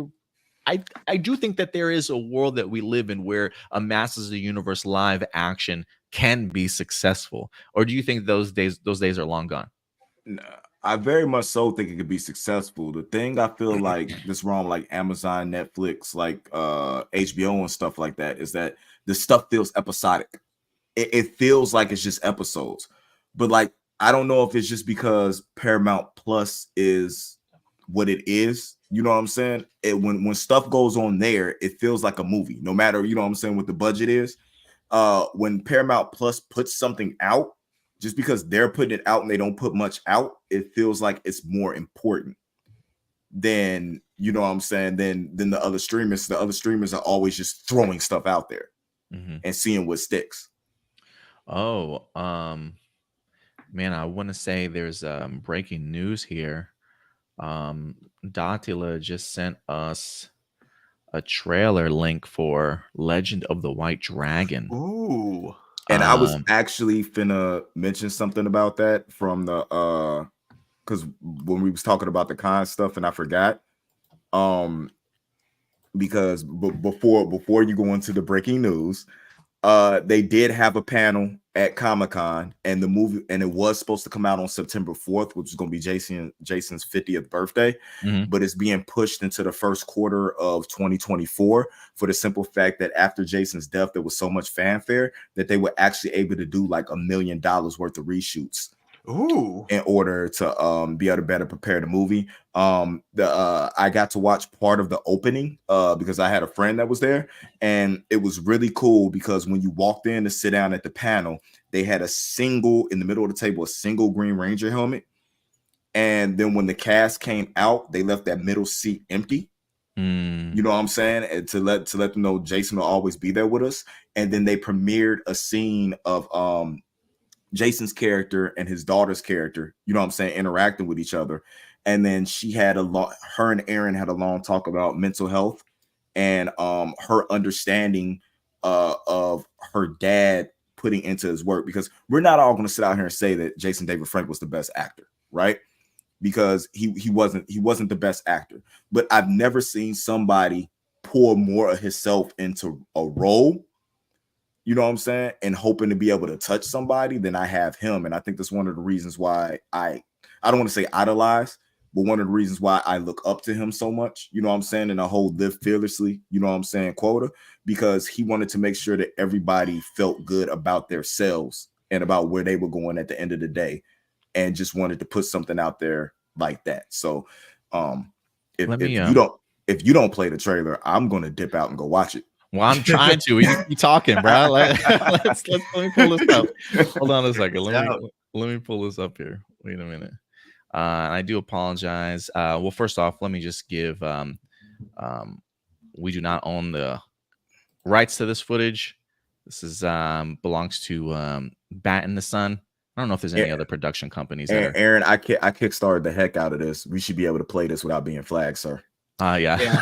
And I mean, like, people can watch this exact trailer for free on YouTube, so it's not like we're stealing any views or any money. This is us just reacting as fans. And look, we're actually giving you a view right now. Yeah, and I just liked your video also, so we're helping you out here. All right, let's go ahead and check this out.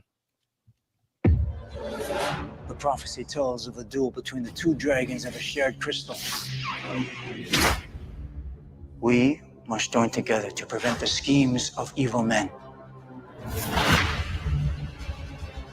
Eric Reed, there is so much you don't know.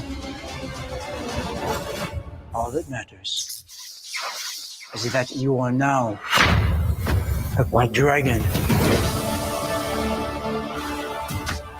The spirit to fight is still strong within you. You took everything from me. You can't change the past. You have to let it go. No! All you can do is show up now. Well, let's see what we're working with. Jesus. Where is Eric Reed? Oh, damn.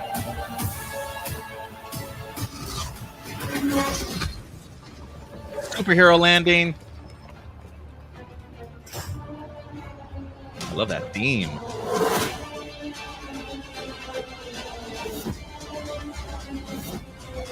Hey, Boogie, man, if you watching this, like I know you probably are. If you're watching this, sample that thing for me. Prophecy told. That's a sick theme, bro. I need to make a song to that theme right now. Sample that thing for me. Yeah, Oh it's a sick man. theme. Just alone seeing JDF and Mark Dacascos, sorry if I butchered that last name, just seeing the two of them spar is like one of the most exciting things like ever. Like, okay, so I saw that first, that scene that was in the trailer. I saw it at a WonderCon, and I almost wanted to just jump out of my seat and fucking cheer right there. That was so cool.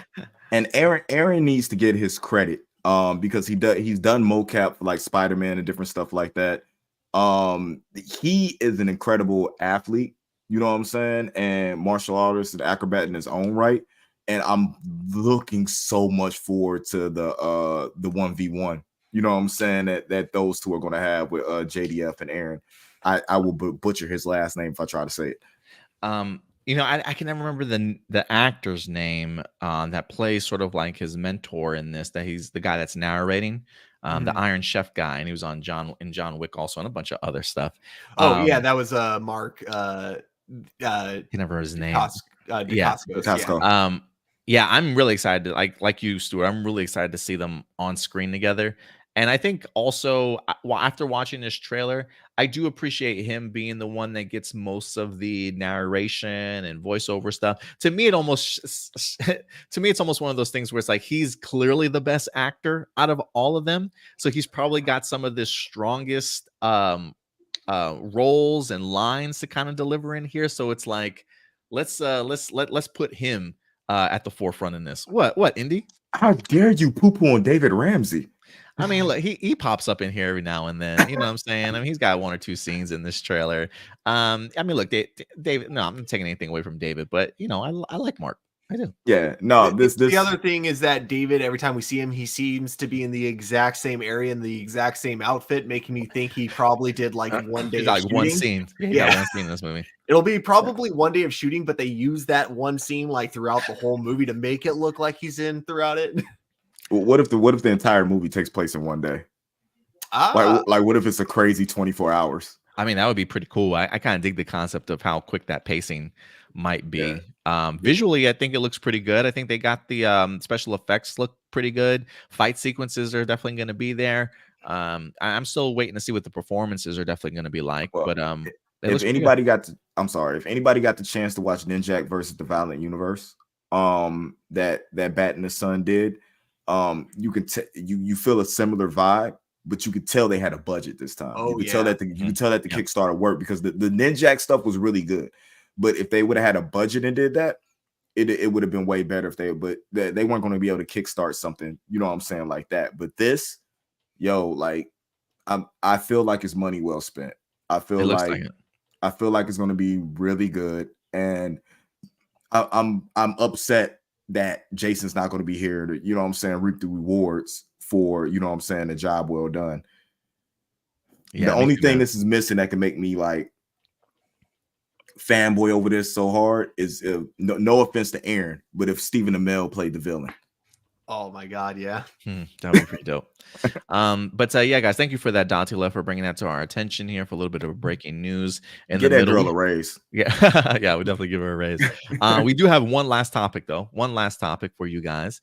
And that does get into the form of our Star Wars bag, Stuart, because, you know, we got to find a way to plug Star Wars in at some point in time. But as we wait for the next Star Wars movie to arrive, we got 3 on the docket right now. 1 by James Mangold, 1 also by Dave Filoni, and we also have our 3rd one that's going to be a Rey Skywalker movie, potentially her forming a new Jedi Order. With this announcement, though, now that we're getting different eras to be explored in Star Wars, where it's either the dawn of the Jedi, whether we're in sort of like the the New Republic era that Dave Filoni's movie might take place in, or past the First Order era, going into this new Jedi Order era, if you will. One of the big questions that has been coming up is, if we are getting ourselves a Rey Skywalker movie, who might actually pop up in that movie. Is Oscar Isaac going to come back? Is John Boyega even mentioned to possibly return? Well, this past week, John Boyega himself has been in the news as he has shared his thoughts that, hey, he's pretty open to the idea of returning to Star Wars. And I think that's going to make a lot of fans pretty happy. Let's go ahead and dive into this, Stuart. This comes to us from Tech Radar as he had the opportunity to sit down with them for an exclusive interview as they talked about him possibly returning to Star Wars. So it says John Boyega. First off, it says editor's note. This took place prior to the actor strike. But it did say that John Boyega has revealed that he's open to making a return to Star Wars universe, but only if the project is the right fit for him. In an exclusive Tech Radar interview to promote his new Netflix movie, They Clone Tyrone, Boyega confirmed that he hasn't fully closed the door to appearing in future Star Wars films. However, he suggested it would have to be right time for Finn, the character he played in the franchise sequel film, in order to show up.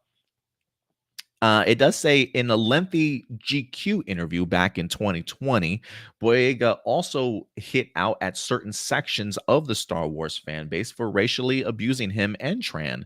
At that time, Boyega said, "I'm the only cast member who had their own unique experience of that franchise based on their race.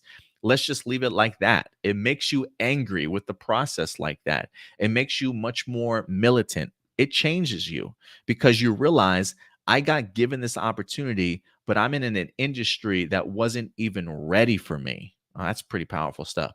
Nobody else in the cast had people saying they were going to boycott the movie because they were in it.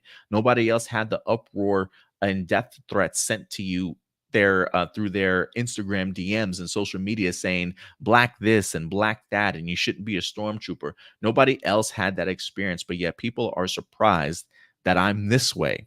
That's my frustration. And we'll talk about that here in just a second. But it says in the near 3-year period since that interview, Boyega has made his peace with his experience as a black actor in Star Wars, and it's unclear what the future holds for Finn in Lucasfilm's iconic universe. But there's growing speculation that he could see him in future Star Wars movies.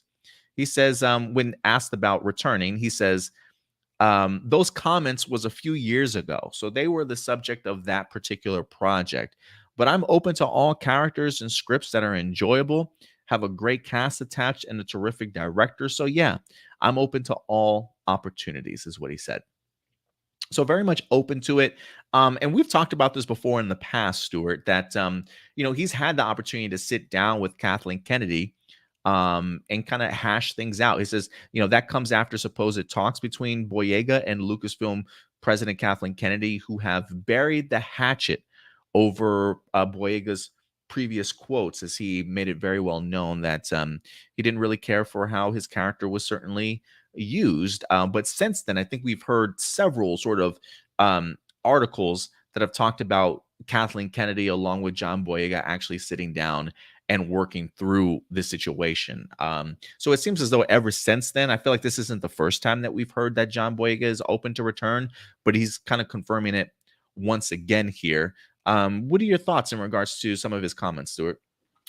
I'm not gonna lie, very, very surprised. Not just because of the way he was treated by like fans and everything, but even kind of the way he was treated, by the producers, by the production and everything like that.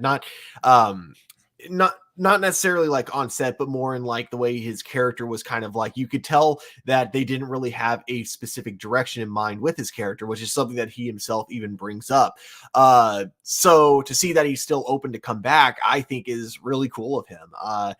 That's something I did not expect. It's if I'm not sure if we'll talk about this later, but then like even kind of bringing up like what he brought up earlier about like the types of threats and emails that he would get, the fact that he can kind of go through all that and still kind of keep his head up and come out on top, and still be willing to come back to the franchise, just really amazes me.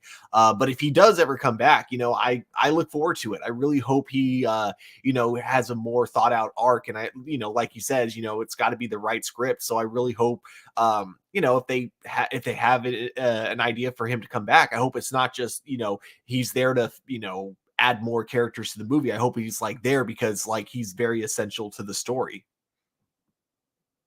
Oh, you're muted.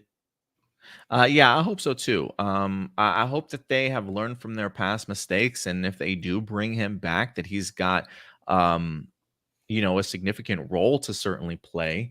It is one of those things. Like I think the only way John Boyega comes back if Kathleen Kennedy tells him like, "Hey, we effed up." We'll take the L on this. We're sorry that we treated you the way that we did.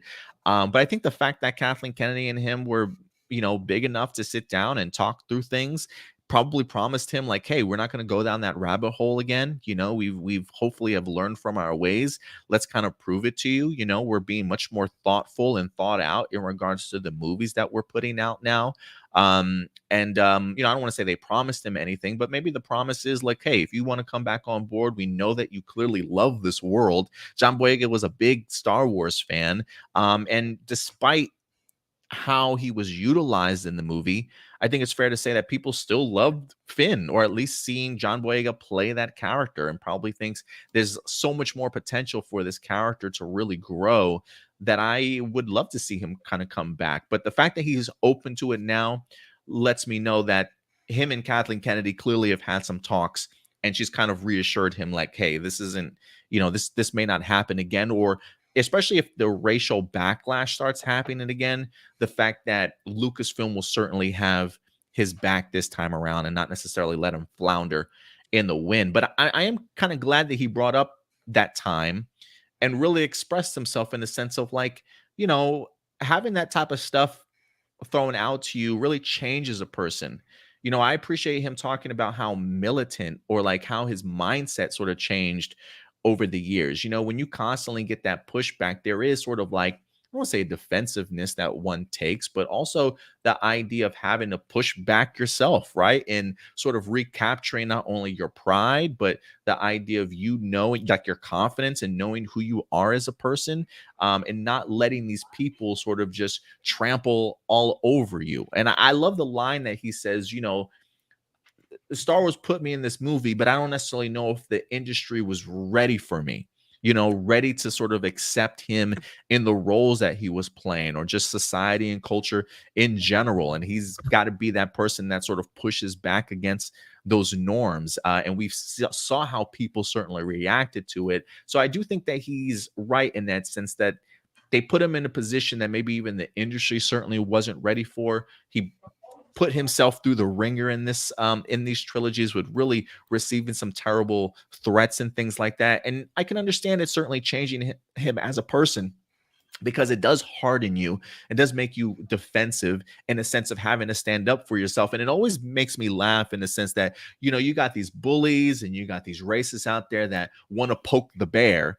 But once he actually pushes back against it, then they want to be like, oh, look at him. Oh, like they want to, turn the tables on you sort of mentality, and start treating you different, and, start saying just negative shit about you sort of thing. But I definitely understand where John Boyega is definitely coming from. And I understand why he certainly gave that pushback, and it sort of changed his mentality. But the idea that he's open to returning, to me, just lets me know him and Kathleen Kennedy had to have had some sort of good conversation to reassure him.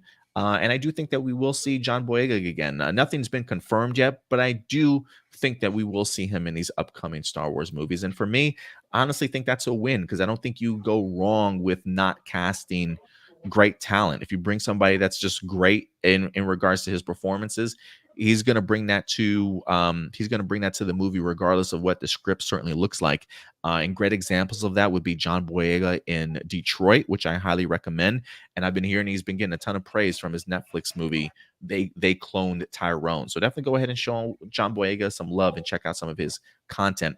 But what do you think, Indy? Are you pleased with the idea of John Boyega returning possibly as Finn, even though it's not been confirmed? Are you cool with the idea of him being open to returning? Yeah, very much so. I feel that Finn has a lot of story, you know what I'm saying, that can be told.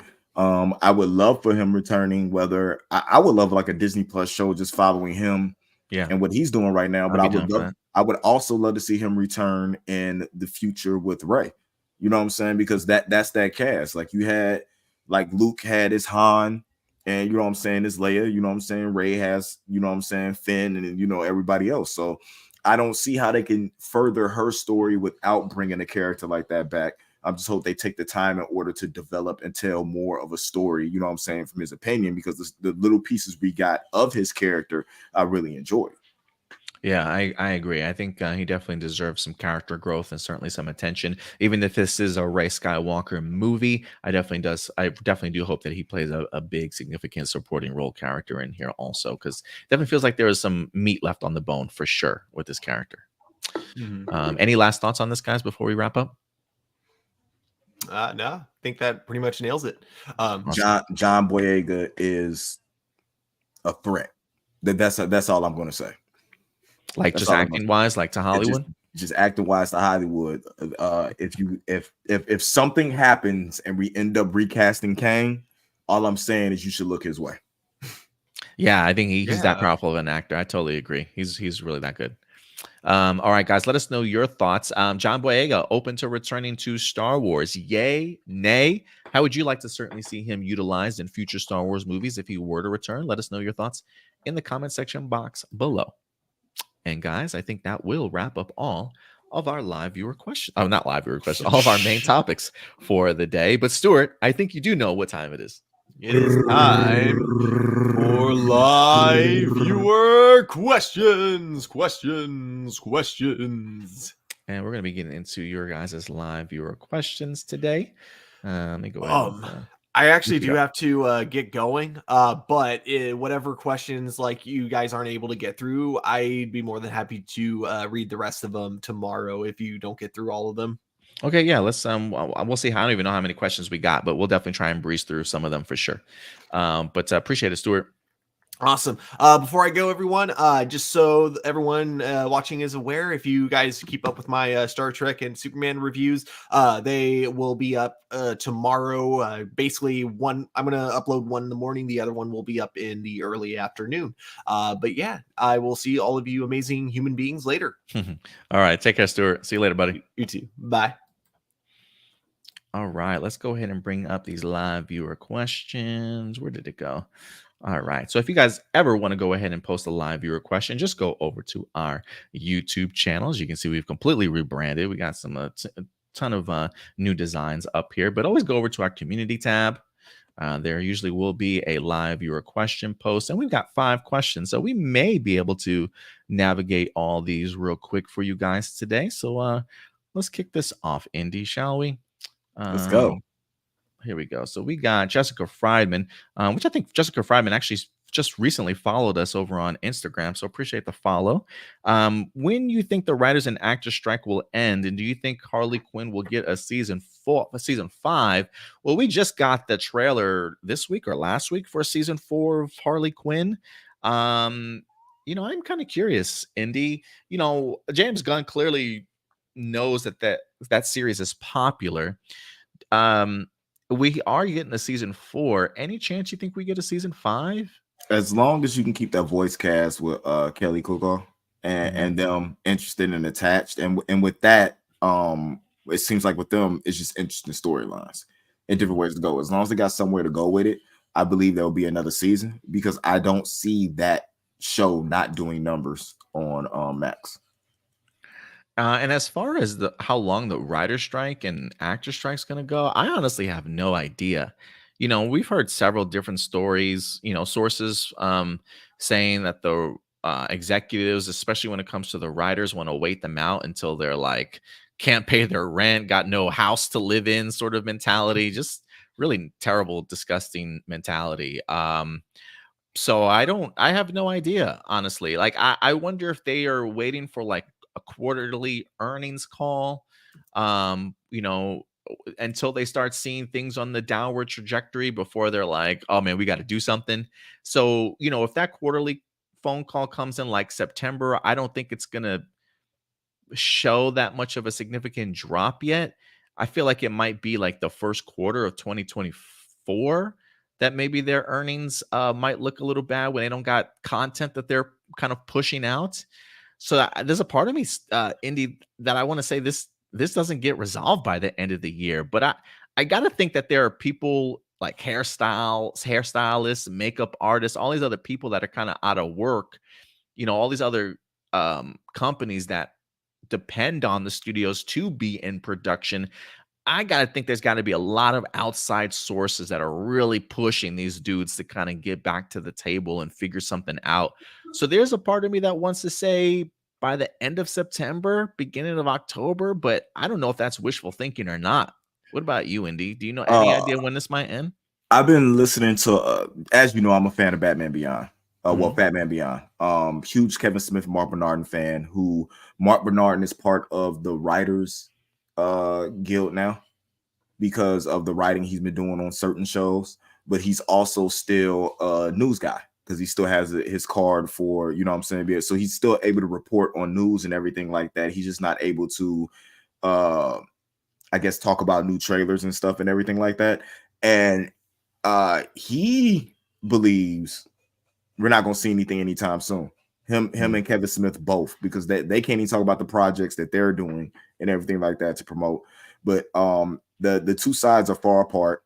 I think, was it Showtime that wants to get back to the table? It was somebody who came out and they want to get back to the table as soon as possible. But the this AI thing is a huge deal. And what I don't think people understand about what's going on is that they hear this and they're thinking, oh, these stars and these writers want more money. It's not the big name stars you think that are the ones who are striking. They are in support. So it's not like Tom Cruise going, oh, I'm trying to get more money. You know what I'm saying? So I'm going on strike. No, it's the people who live and die, you know what I'm saying, off of this. Because think about it. With these streaming shows only having short orders, let's say like 10 episodes, right? The problem that they're having is that most shows and stuff like that, when they were on television, used to go a whole year. It used to be like, what, 25, 30 episode seasons that would go all year round. You could eat off of that. You got people who are signing 10 episodes, signing on the shows, do 10 episodes, and then they have exclusive deals where they can't work for nothing but that show. So you're getting paid out for 10 episodes, and then the rest of the year, you're not making any money. You're out there Uber and doing whatever you do because you can't go work on another show because you're exclusive to that show. Now this is where these shows are making millions, and then you have the writers and the different actors making pennies. You know what I'm saying, off of what they get. So until something changes with seeing numbers on streaming and what's going on with this AI, because what's going on with AI, you can have somebody come in and do a test, right, or do or film a scene, a 3-second scene, and then own the rights and likenesses to that person for the rest of their life, and just change the clothes, you know what I'm saying, or whatever they're doing. You can have them in the crowd and in every scene and every movie you ever do, and only paying for one day of film, and only paying for one day. Yeah. So it's a lot that has to be changed before we see it. So I'm honestly, if the companies give in, yes, because I don't think they understand how stomped in the actors and the writers are on this. Yeah, I think that's one of the reasons why I think, like, even if they look at their quarterly earnings here, like come September or whatever, or August, I don't know when they drop, but they probably will look pretty promising for them. But I do think once you get the following 3 months out of the way and you got no production on the books, that following quarterly earnings call might look pretty bad. So that's maybe one of the reasons why I think maybe not until next year. But the naive person in me wants to say like September, October. But I agree with you. I do think it's something that will hold over until the next year. And again, just to piggyback off of what you said, just to clarify for people, there's 150,000 members in the Screen Actors Guild. And they have mentioned like 86% of those people don't even meet the threshold to have healthcare.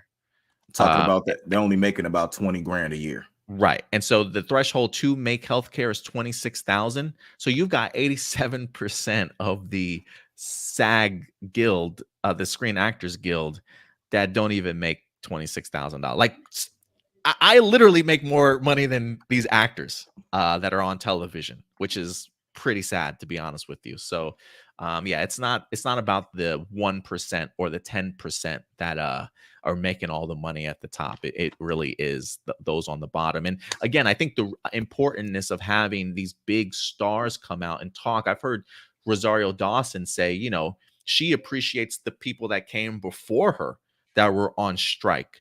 You know, those big stars at the time that were on strike, that were advocating for people to get better pay, so that her herself is now in a much better position. And now that she's in a much better position, she's paying it forward by going on strike and fighting for those that don't have that same position that she has, in the sense of wanting to get other people more money. So while you might see these big faces at the top, understand that they're not just necessarily fighting for themselves, but for the little people at the bottom, along with those in other labor markets as well, because this isn't just a Hollywood thing. This is definitely a all across the country thing. Definitely, man. I will say that if anything, I do have to go here pretty shortly. I did just get an update here. So I am going to have to leave pretty soon, but let's knock out Marcelino's question. And then if anything, Pegsy, Doomsday, and Blossom will have Stuart tackle your guys' question. But Marcelino says, who's an actor that you do not like as an actor, but you love them as a human being? For example, there are people who don't like Corey Stoll, Megan Fox, or Andrew Gray as actors, but they love them as human beings because of the charities they help fund, or they're good people in general. They also say that they rather have actors who can't act but are good human beings than actors who can act but are shitty people in real life, like Kevin Spacey and Juicy Smollett and Allison Mack. So is there any actor that you don't like as an actor, but you think they're pretty good as far as people? I'm trying to think who's a good person, but maybe that I don't like as an actor. Candace Patton. You think she's a good human being but terrible actor? Yes. Some people would be like, doesn't she take like husbands from people? No, is that not a thing? It's a situationship, and everybody's been through that at least, you know what I'm saying, one time in their life. I feel you. I feel like there's more him than her. She was led on. It also says, I'm not trying to defend Amber Heard with this comment, but this needs to be pointed out. Amber Heard should face accountability for her actions, and I'm glad she is. But what I don't like is she is the front runner for celebrities committing scandalous schemes when they have where there have been other celebrities who have done things that are just as bad or have done worse. Kevin Spacey and Bill Cosby have done worse things, in my opinion, but for some reason, there's not an outrage towards them as there is Amber Heard. If you go to YouTube, there will be videos about canceling Amber, or if you go to a comment section, Amber Heard is playing a character, even if her role in the video is minor, or if it has no relation to the real life events of the actress, there will always be comments vilifying her. But for Kevin Spacey and Bill Cosby, they aren't given the same treatment by the internet or media. The closest you get is that when there's a video where Kevin Spacey is playing a character, there will be several comments where they say what you will about Kevin Spacey, but you can't deny he's such a great actor. Some people even doubt that Kevin Spacey did to be true. What he did to be true. There are literally 0 cancel Kevin Spacey videos. To me, this gives me the vibes that unknown celebrities are easy to vilify, but popular celebrities are easy to defend or not have their legacy tarnished. We see this now happen to Jonathan Majors and Ezra Miller, whose public image is now tarnished after the stunts they pulled, while other celebrities like William Hurt are universally praised. Their public isn't tarnished despite any controversy or allegations made towards them. So otherwise, well, the pushback I will have to that, and maybe Annie will elaborate even more, but you know, Kevin Spacey and Bill Cosby, Kevin Spacey hasn't worked on a project in years. I think this man's been blackballed in Hollywood, if you ask me, going through all the constant, you know, if you want to talk about somebody being canceled, this man's been canceled for a while. Like, he's still going through court trials. Did they cancel his show, or did they take him off the show? They took him off his show. They took him off the show. Like, he got canceled. Hollywood itself canceled him. We didn't have to come up to do. Bill Cosby went to jail. Yeah, I mean, You yeah, don't- I mean, he went to jail for sure. he went to jail, and his well-received show, which there is nothing wrong with the show at all. The show's actually Cosby Show is one of the most positive things you could possibly watch. That show, you know what I'm saying, a black woman in a prominent role, you know what I'm saying, as a lawyer, you know what I'm saying, a black man, you know what I'm saying, as a doctor, was taken off a syndication off a lot of television. You know what I'm saying? You have to search to find the Cosby Show now. So they canceled themselves. The thing with Amber Heard, which a lot of people in outrage at, she got a whole man canceled. He literally lost his job, you know what I'm saying, his positions he had at Disney and different stuff like that when all this was going on before he was even proven guilty. You know what I'm saying? The thing that's going on with, like, I feel like Jonathan Majors is still employed. Like, they're handling this the proper way when it comes to him, because they're waiting to see what the result is before they jump. You know what I'm saying? I think he could be guilty, he could not be guilty. But they're not moving forward and like, oh my God, he's being recast or whatever. They're going to wait until they see what happens, you know what I'm saying, to see what comes on. But Amber Heard was the thing that happened with that is that the support for her was overwhelming when this was going on. And then after the court case and she got found guilty for whatever she got found guilty for and had to award him whatever money and stuff like that, what are you supposed to do? Like, she ruined a man's career for a few years, you know what I'm saying, under false allegations. Where's the get back at that, considering that I feel like she got off light, you know what I'm saying, for interrupting this man's life like she did. I never caught up with the trial, honestly, as much. I don't know why it was a trial. I just never paid that much close attention to. But yeah, I know she just kind of dragged this man's name through the mud, even kind of like a couple publications, I think, about him. Yeah, I'm sure there was probably wrongdoings on both sides. I feel like this was very much a very toxic relationship between these two, for sure. But I don't really know enough about the trial to kind of give my opinion on it, though. She got him recasting the Harry Potter thing and then taken out of the Pirates of the Caribbean. Like, I mean, and he literally really still hasn't fully bounced back, you know what I'm saying, from that whole situation. And again, I don't know all but I just remember the pushback, especially being the idea that it's like the idea that Amber Heard just said these things about him, these allegations, and then people just ran with those, you know. And then when you come to find out that you've been lying about certain events, you know, then I can understand the backlash that she would get from other people. It's like, you know, you tried to gaslight us on this and come to find out that some of this stuff wasn't true. So I can understand the pushback that she wound up getting. People are horrible in general, in the sense of, like, especially social media. You know, people are going to comment some horrendous things to you. I even heard a story that she had to, like, leave.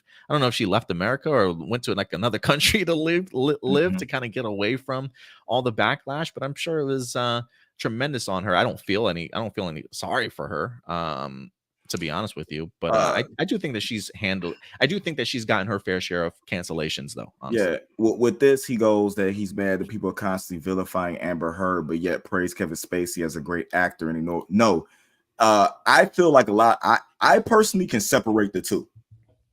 Okay, Kevin Spacey is a horrible individual as a man. That doesn't mean he's not a great actor. Like, him being a great actor has nothing to do with who he is, you know what I'm saying, in person. So if he's a great actor, he could be a great actor. There's plenty of people that are really good at the stuff that they do, but can be a horrible friggin' person. You know what I'm saying? So I'm not going to say, oh, he's a horrible actor because he's a horrible person.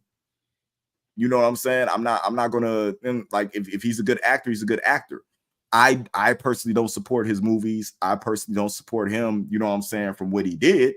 So he's not gonna get nothing out of me. But the stuff that I watched, he was, you know what I'm saying, he was good. You can't deny somebody's talent because of how, you know what I'm saying, they are. The way that they are outside is going to show you how far their talent can get them. But he's not a good person. That's the reason why he's canceled right now, and he's not going to be able to get work or anything like that because of the person that he is. So it doesn't matter how talented he is, he's gone. So all you have is his work that he had before.